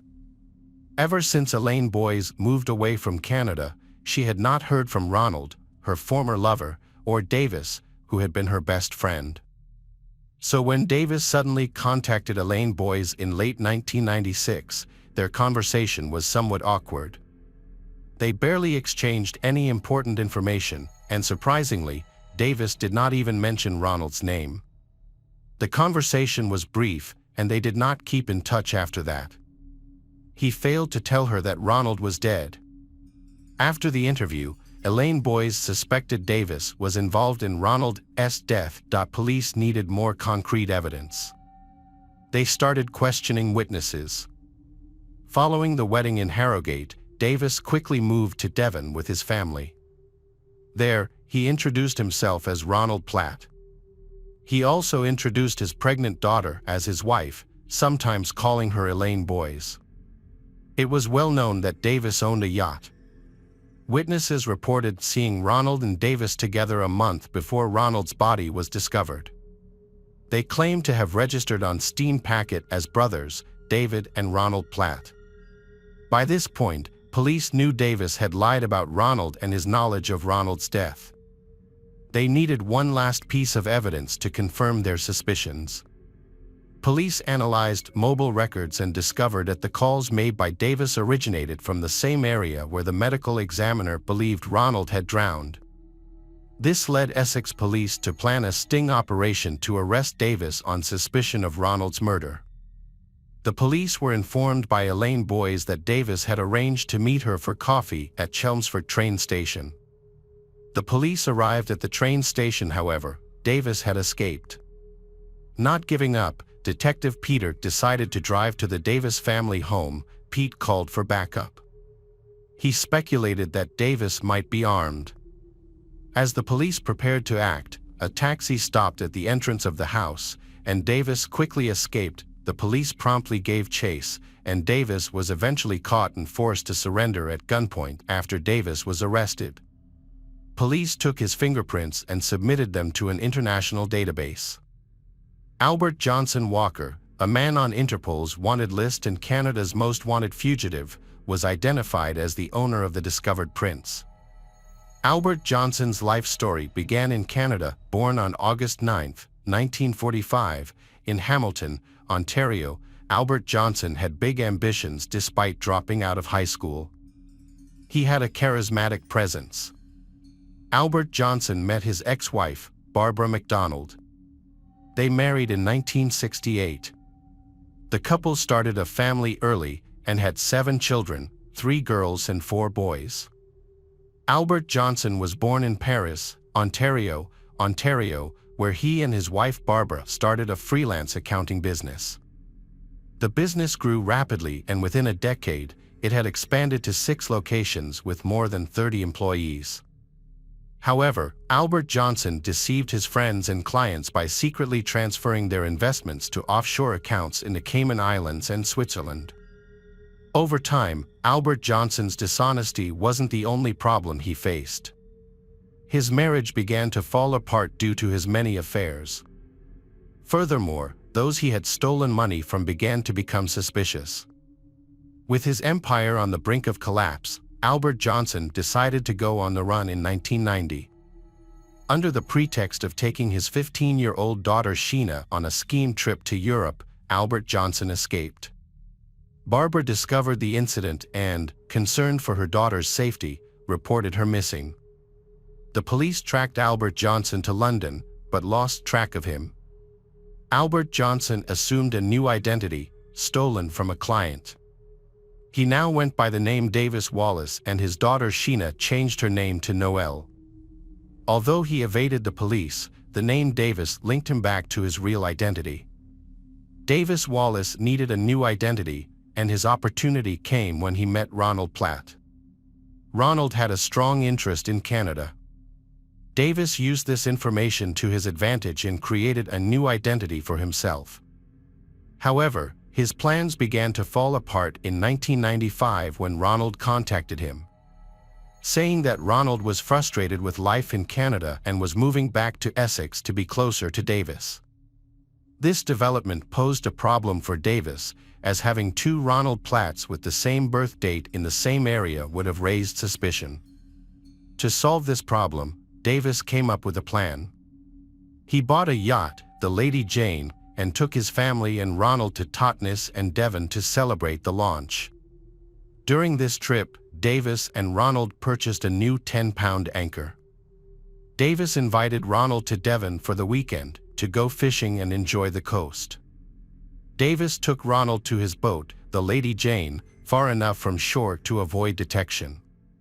Once alone, Davis hit Ronald over the head with the anchor, knocking him unconscious. Davis then searched Ronald's pockets for identification and retrieved it. Davis tied the anchor to Ronald's waist to weigh him down and threw him into the water, intending to make it look like an accident. However, Davis made the mistake of leaving Ronald's Rolex watch on his wrist, which was later used to foil the carefully planned crime and bring Davis to justice. Davis's trial began in 1998. During the trial, some key evidence was presented to the court. The anchor found in the net along with Ronald Platt's body. Forensic experts analyzed the wound on Ronald's head and determined that it matched the shape of the anchor. Further investigation found traces of zinc on Ronald's belt, which matched the zinc found on the anchor. It was discovered that the anchor had been attached to Ronald's belt to drown him in the sea. A search of the yacht, Lady Jane, also uncovered significant evidence. Hairs matching Ronald's were found on a cushion, and his fingerprint was discovered on the bag that had been used to carry the anchor back to the yacht. Additionally, blood was found near the rails, providing further evidence to the case. Davis's hoarding habits cost him, as documents were seized and used to prove his sham business ventures and his trail of deception.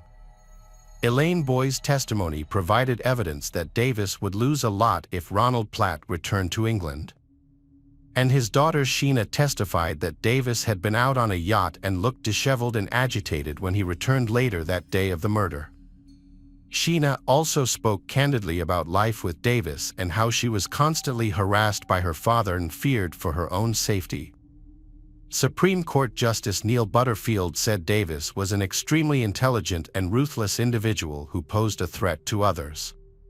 He stated that Davis's crimes were carefully planned and executed with precision. As a result, Davis was sentenced to 15 years to life in prison. In 2005, he was allowed to move to Canada to serve his sentence. 2 years later, at the age of 61, Davis was given an additional 4-year sentence to be served concurrently. In 2015, Davis applied for parole but withdrew it at the last minute.